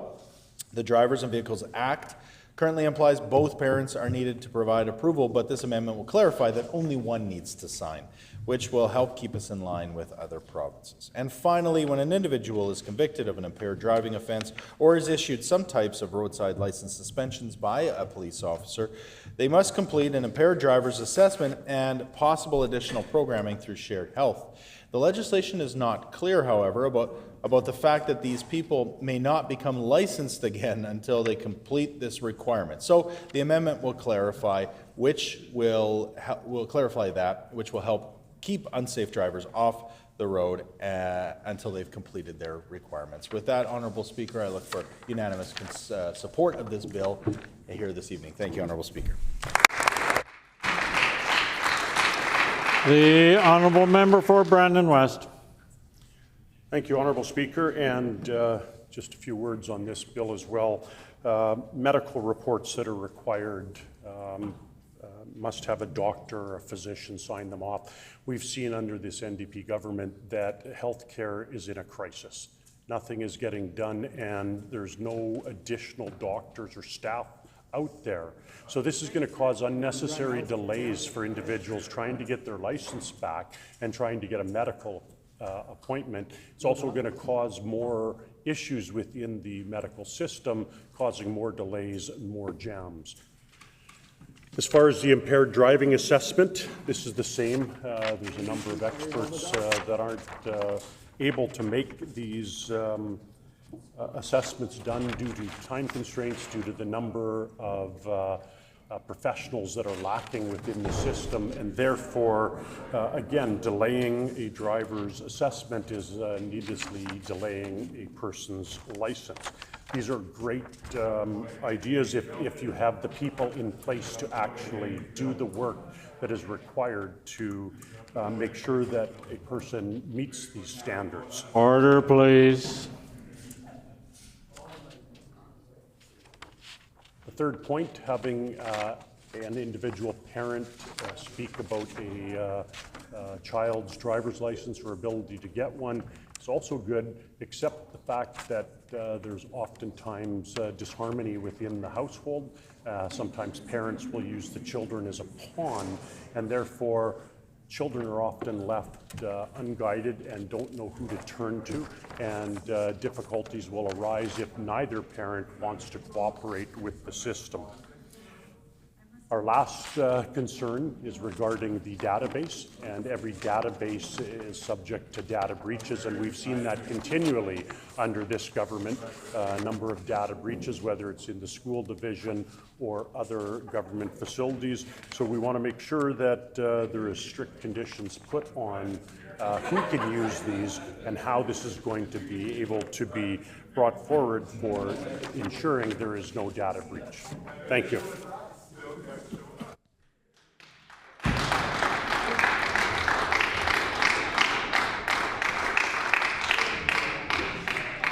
Is the House ready for the question? Question before the House is concurrence and third reading of Bill 36. Order, please. The question before the House is concurrence and third reading of Bill 36, the Drivers and Vehicles Amendment and Highway Traffic Amendment Act. Is it the pleasure of the House to adopt the motion? Agreed and so ordered. The motion is accordingly passed. We'll now move on to Bill 43, the Human Rights Code Amendment Act. The Honourable Minister of Justice. Thank you, Honourable Speaker. I move, seconded by the Minister of Health, Seniors and Long-Term Care, that Bill number 43, the Human Rights Code Amendment Act, reported from the Standing Committee on Justice, be concurred in and be now read a third time it passed.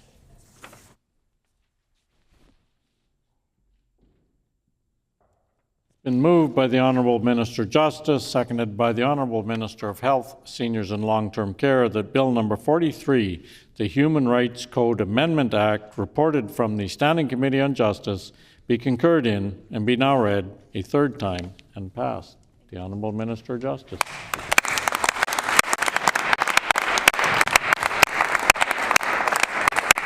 Thank you very much, Honourable Speaker. I'm so pleased to rise today to put some words on the record in support of this important legislation that will increase human rights protections for more Manitobans by adding gender expression as a protected characteristic under the Human Rights Code.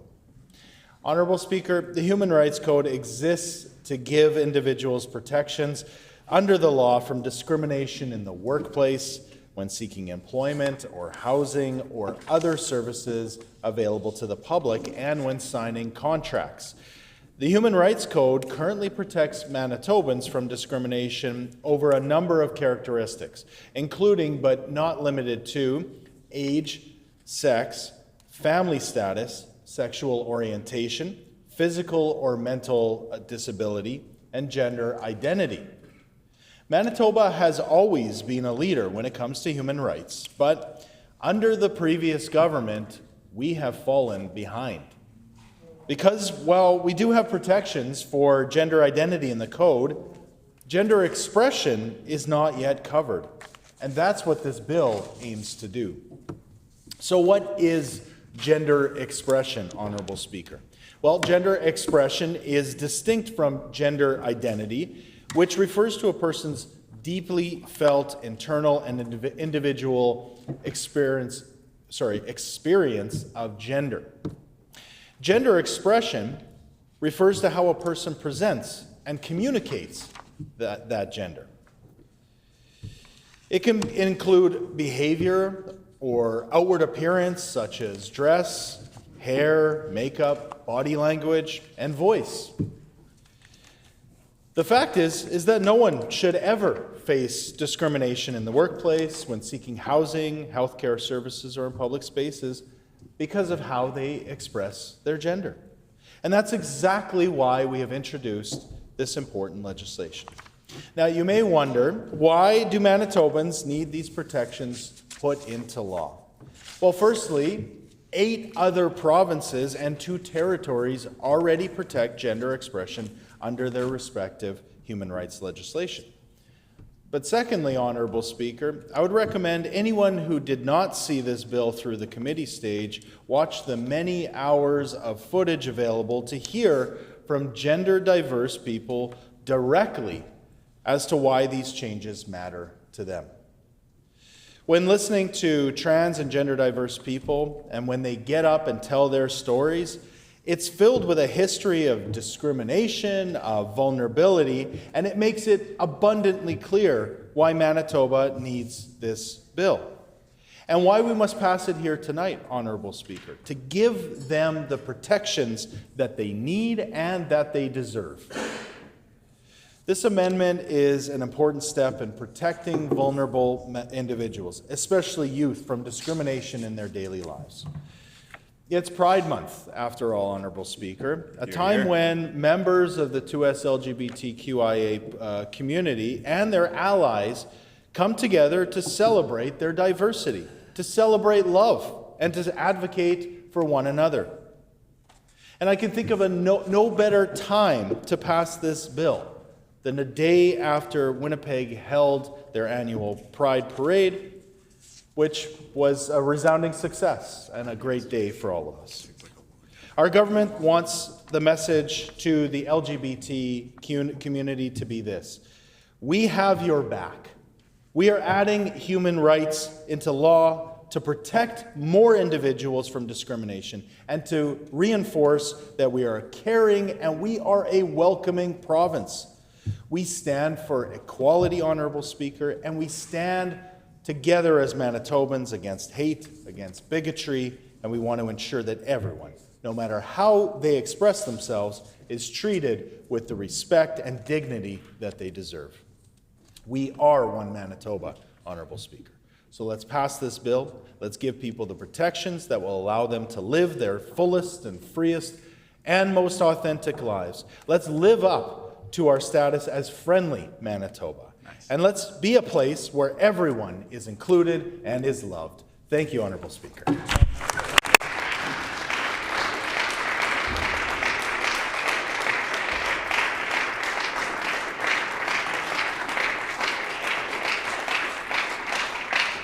The honourable member for Brandon West.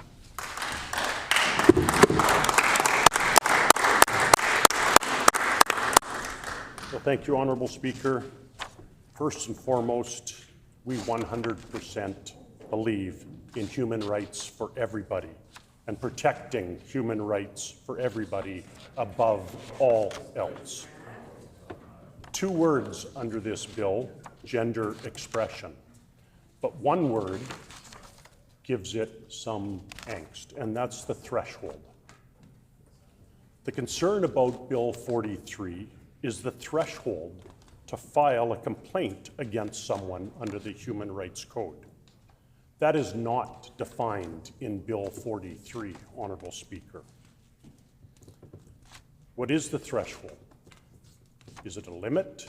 Is it a measuring system by which someone can file a public complaint against you? Is it intent? What is the message that is being sought under this bill? Is it repeated? Continual? How many times? Order. How many times must this happen? Is it deliberate? What constitutes deliberacy? And is it an accident? What constitutes an accident? What if somebody misgenders or mispronouns somebody by accident? We've asked the Justice Minister dozens of times to define the threshold, but he refuses to answer that. And at committee, we had the Human Rights Commissioner there. And at the end, when questions ran out, there was a request for... Order, please. The Honourable First Minister needs to come to order. The Honourable Member for Brandon West. Thank you, Honourable Speaker. At committee, there was a request for leave to allow the Commissioner to answer a few more questions or even 1 more question. That question was going to be, again, what is the threshold? But that was denied by this Minister of Justice. This Minister of Justice did not want to answer himself, nor would he allow time for the Commissioner to answer this question. Vagueness in the legislation leaves open to having a complaint filed against an individual. And it can take, and it's been shown, it can take 2, 3 years or longer for a ruling to be handed down by the Human Rights Commission. I know, as a former chief of police, that I was named in a human rights complaint because of something that people under my supervision had allegedly done. It took 3 years for that complaint to go through, and 3 years that it held over my head.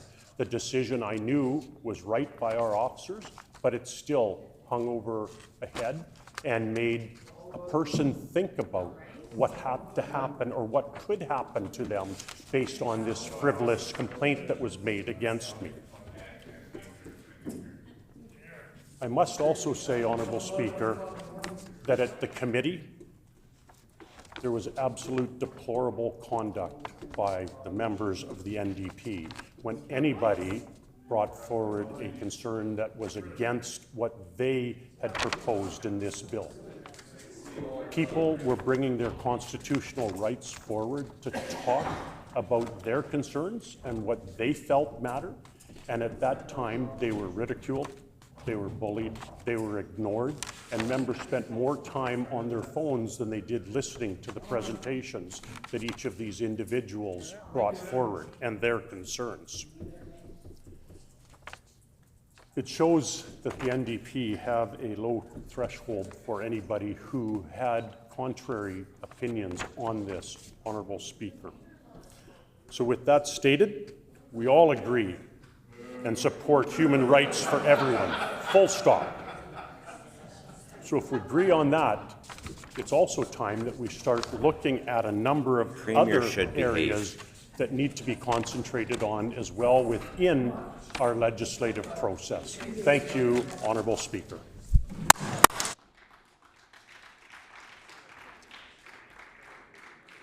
Is the House ready for the question? Question before the House is concurrence and third reading of Bill 43, the Human Rights Code Amendment Act. Is it the pleasure of the House to adopt the motion? I hear a no. All those in the House in favor of the motion, please say aye. Aye. All those opposed, please say nay. Nay. In my opinion, the ayes have it. Order. The Honourable Government House Leader. A recorded vote, Honourable Speaker. A recorded vote has been called. Please call in the members.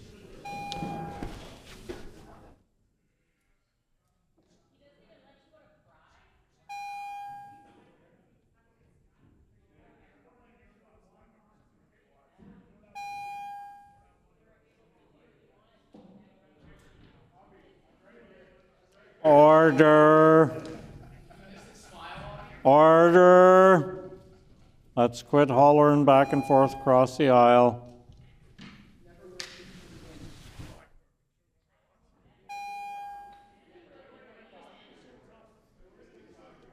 Order. I would advise the Leader of the official opposition to please apologize for that last comment. And the Government House Leader, order. The Government House Leader needs to come to order as well.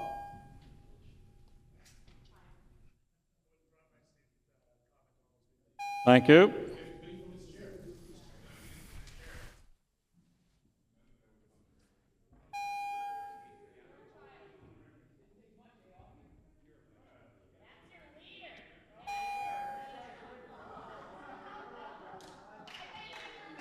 Order.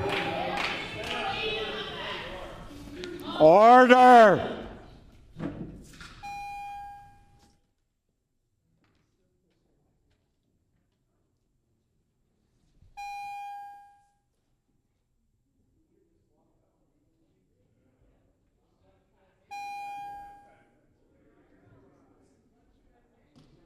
Well, that went pretty much as expected.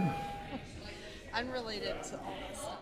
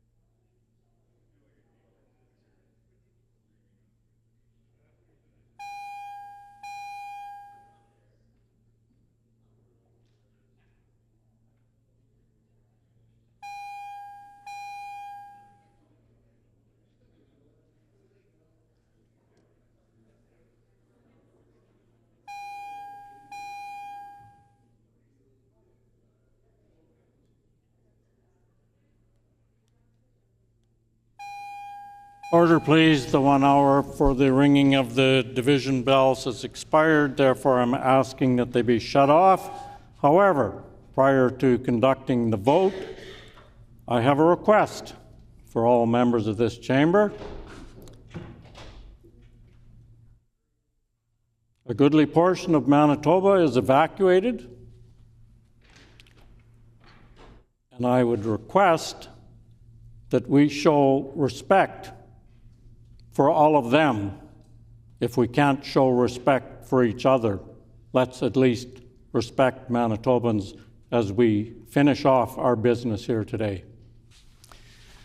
All those in the House, the question before the House is concurrence in third reading of Bill 43, the Human Rights Code Amendment Act. All those in the House in favor of the bill, please rise.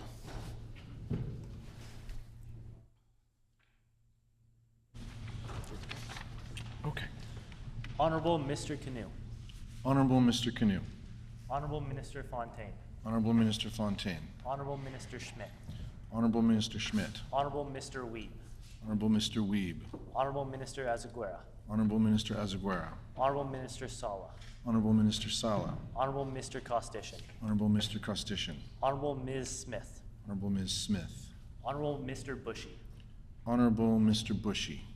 Honorable Mr. Samard. Honorable Mr. Samard. Honorable Minister Marcelino. Honorable Minister Marcelino. Honorable Minister Kennedy. Honorable Minister Kennedy. Honorable Mr. Moses. Honorable Mr. Moses. Honorable Minister Naylor. Honorable Minister Naylor. Honorable Minister Sandhu. Honorable Minister Sandhu. Honorable Minister Moyes. Honorable Minister Moyes. Honorable Minister Morose. Honorable Minister Morose. MLA Malloway. MLA Malloway. MLA Corbett. MLA Corbett. Mr. Blaschko. Mr. Blaschko. MLA Chen. MLA Chen. MLA Pankratz. MLA Pankratz. MLA Devgan. MLA Devgan. MLA Compton. MLA Compton. Mr. Oxenham. Mr. Oxenham. MLA Loisel. MLA Loisel. MLA Dela Cruz. MLA Dela Cruz. Mrs. Schott. Mrs. Schott. Mr. Brar. Mr. Brar. MLA Cross. MLA Cross. All those in the House opposed to the motion, please rise.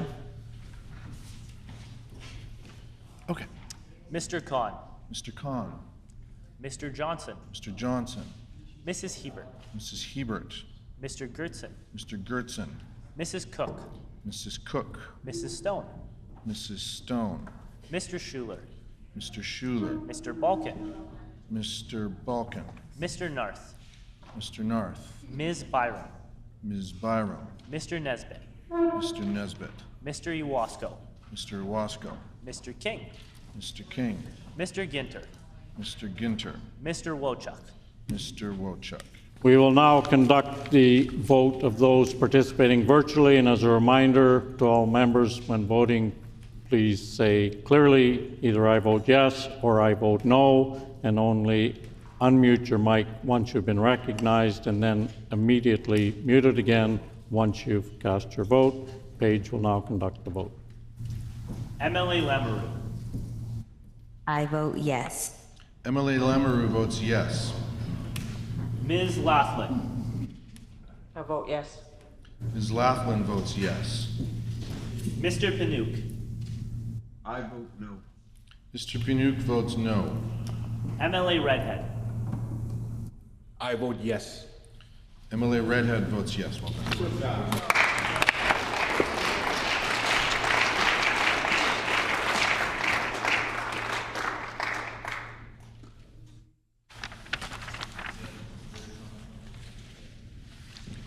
Ayes 33, nays 16. I declare the motion carried. We will now move on to Bill 38, the Highway Traffic Amendment Act, Traffic Safety Measures. The Honourable Minister of Transportation and Infrastructure. Thank you, Honourable Speaker. I move, seconded by the Minister of Justice, that Bill 38, the Highway Traffic Amendment Act, Traffic Safety Measures, reported from the Standing Committee on Social and Economic Development, be concurred in and be now read for a third time and passed.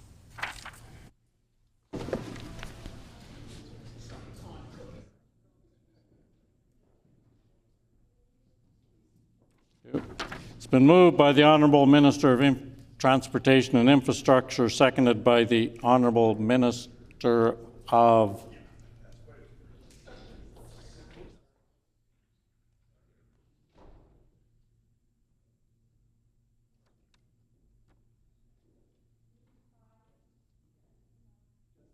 Honourable Minister of Justice, that Bill number 38, the Highway Traffic Amendment Act, traffic safety measures, reported from the Standing Committee on Social and Economic Development, be concurred in and be now read a third time and passed. The Honourable Minister of Transportation and Infrastructure.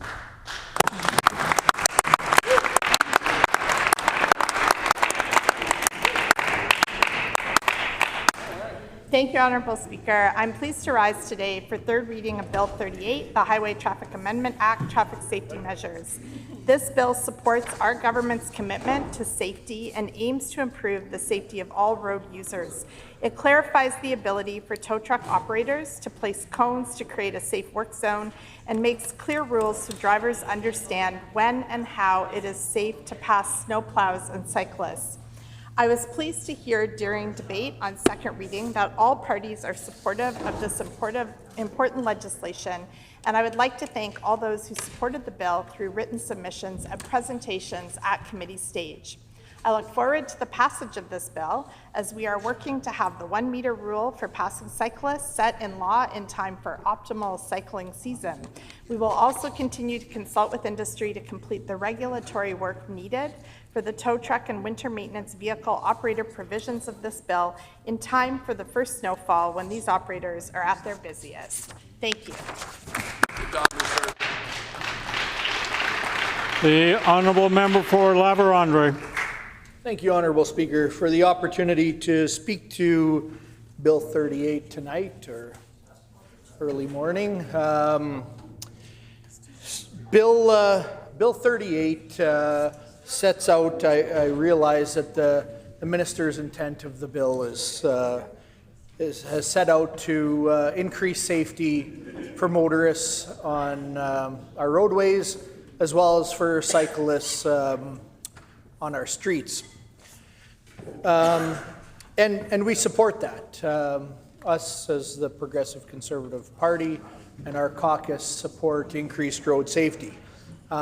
We've heard from tow truck drivers the importance of being able to use traffic control devices on the highway when providing roadside assistance. This is something that the tow truck industry has asked for, and they've made mention to the government, and I know the minister. We've heard that through the committee process. CAA came forward to make a presentation on the importance of that for their tow truck drivers. And I know that firsthand. My father owns a tow truck company. As a 72-year-old man that's still out in snowstorms rescuing vehicles in less than ideal road conditions without the support of law enforcement many times a tow truck is the first on scene. I definitely realize the importance Order, of, please. The Honourable Minister of Education, come to order now. The Honourable Member for La-Vérendrye. Thank you, Honourable Speaker. Like I say, I definitely realize the importance of increasing safety for tow truck drivers as they many times are the first on scene and providing what sometimes are life-saving services. They're the ones there together with first responders clearing the scenes on a highway. So like I say, myself and our PC team definitely realize the importance. Unfortunate thing is, as we've seen and I've spoken to earlier today, is the Socialist NDP have to be the most disingenuous group of representatives that any Manitoban could ever have. And what I mean by that is is they bring forward legislation like this, but also others, that are completely set in virtue signaling.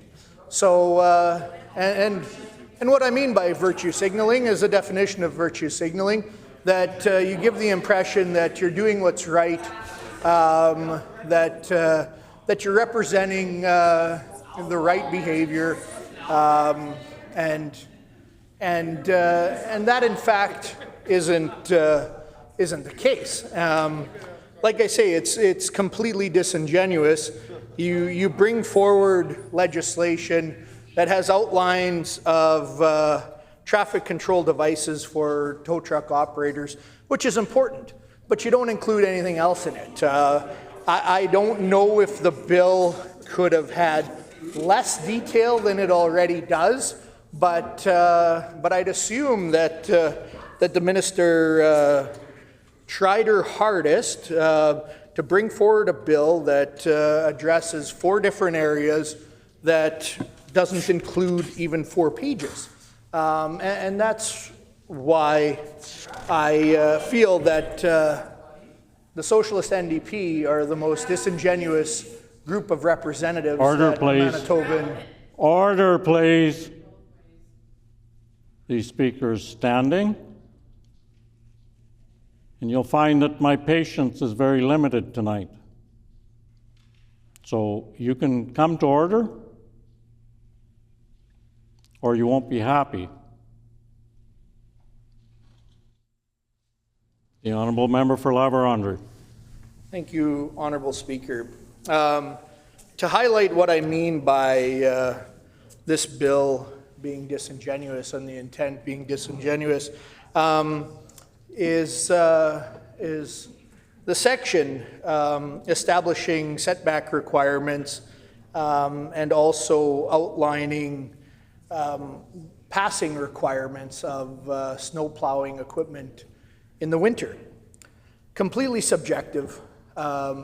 Basically, all that this legislation does is like I say, virtue signal. It's telling Manitobans that this socialist NDP government is concerned about road safety, but then they bring forward legislation that says you can only pass when it's safe. Doesn't outline what safety is. The closest that they get to outlining what the bill actually expects of law enforcement and Manitobans are the setback requirements and the speeds that support those setback requirements. Other than that, no details. No details all the way through this entire piece of legislation. Further to that, the fourth part of this virtue signaling disingenuous piece of legislation talks about a 1 meter distance when passing a bike or powered bicycle. Doesn't hold any responsibility to the driver. And I think many Manitobans realize that it's important to protect the safety of everyone sharing the roadway, and cyclists do share the roadway with motor vehicles. But it's a shared roadway, and that responsibility for safety should be shared. Unfortunately, this bill does not include that. This bill mentions that the motorist must maintain 1 meter distance when passing a bike or power-assisted bicycle. And I think every Manitoban that's driven the streets of a city in our great province has come upon the scenario where they're in a slowed traffic situation and a cyclist comes up beside them because they're able to fit through areas that a motor vehicle isn't able to, and they come within close contact of the motor vehicle. As much as that is dangerous for the cyclist, it's also dangerous for the motorist. And this piece of legislation puts that responsibility on the motorist, which I think most Manitobans would agree that if we share a roadway, we should share the responsibility. So like I say, myself and our PC caucus, we support increasing safety on our roadways. We've spoken to increase safety on our roadways. We've brought forward amendments. My colleague has brought forward amendments to increase impaired driving, to increase the safety of our roadways, which has been voted down by the disingenuous socialist NDP government. And I think that that Manitobans need to see that that deep into the hours of the last day of the legislature, at the tail end, we're debating legislation which does very little to protect the safety of motorists on our highway, cyclists on our roadway. They had plenty of time to bring forward valuable legislation that does something to protect the safety of motorists and cyclists, and we would support that. I'm not saying that we don't support Bill 38. I think a step forward in protecting the safety of all Manitobans is important. Unfortunately, this government has brought forward disingenuous legislation. Thank you, Honourable Speaker.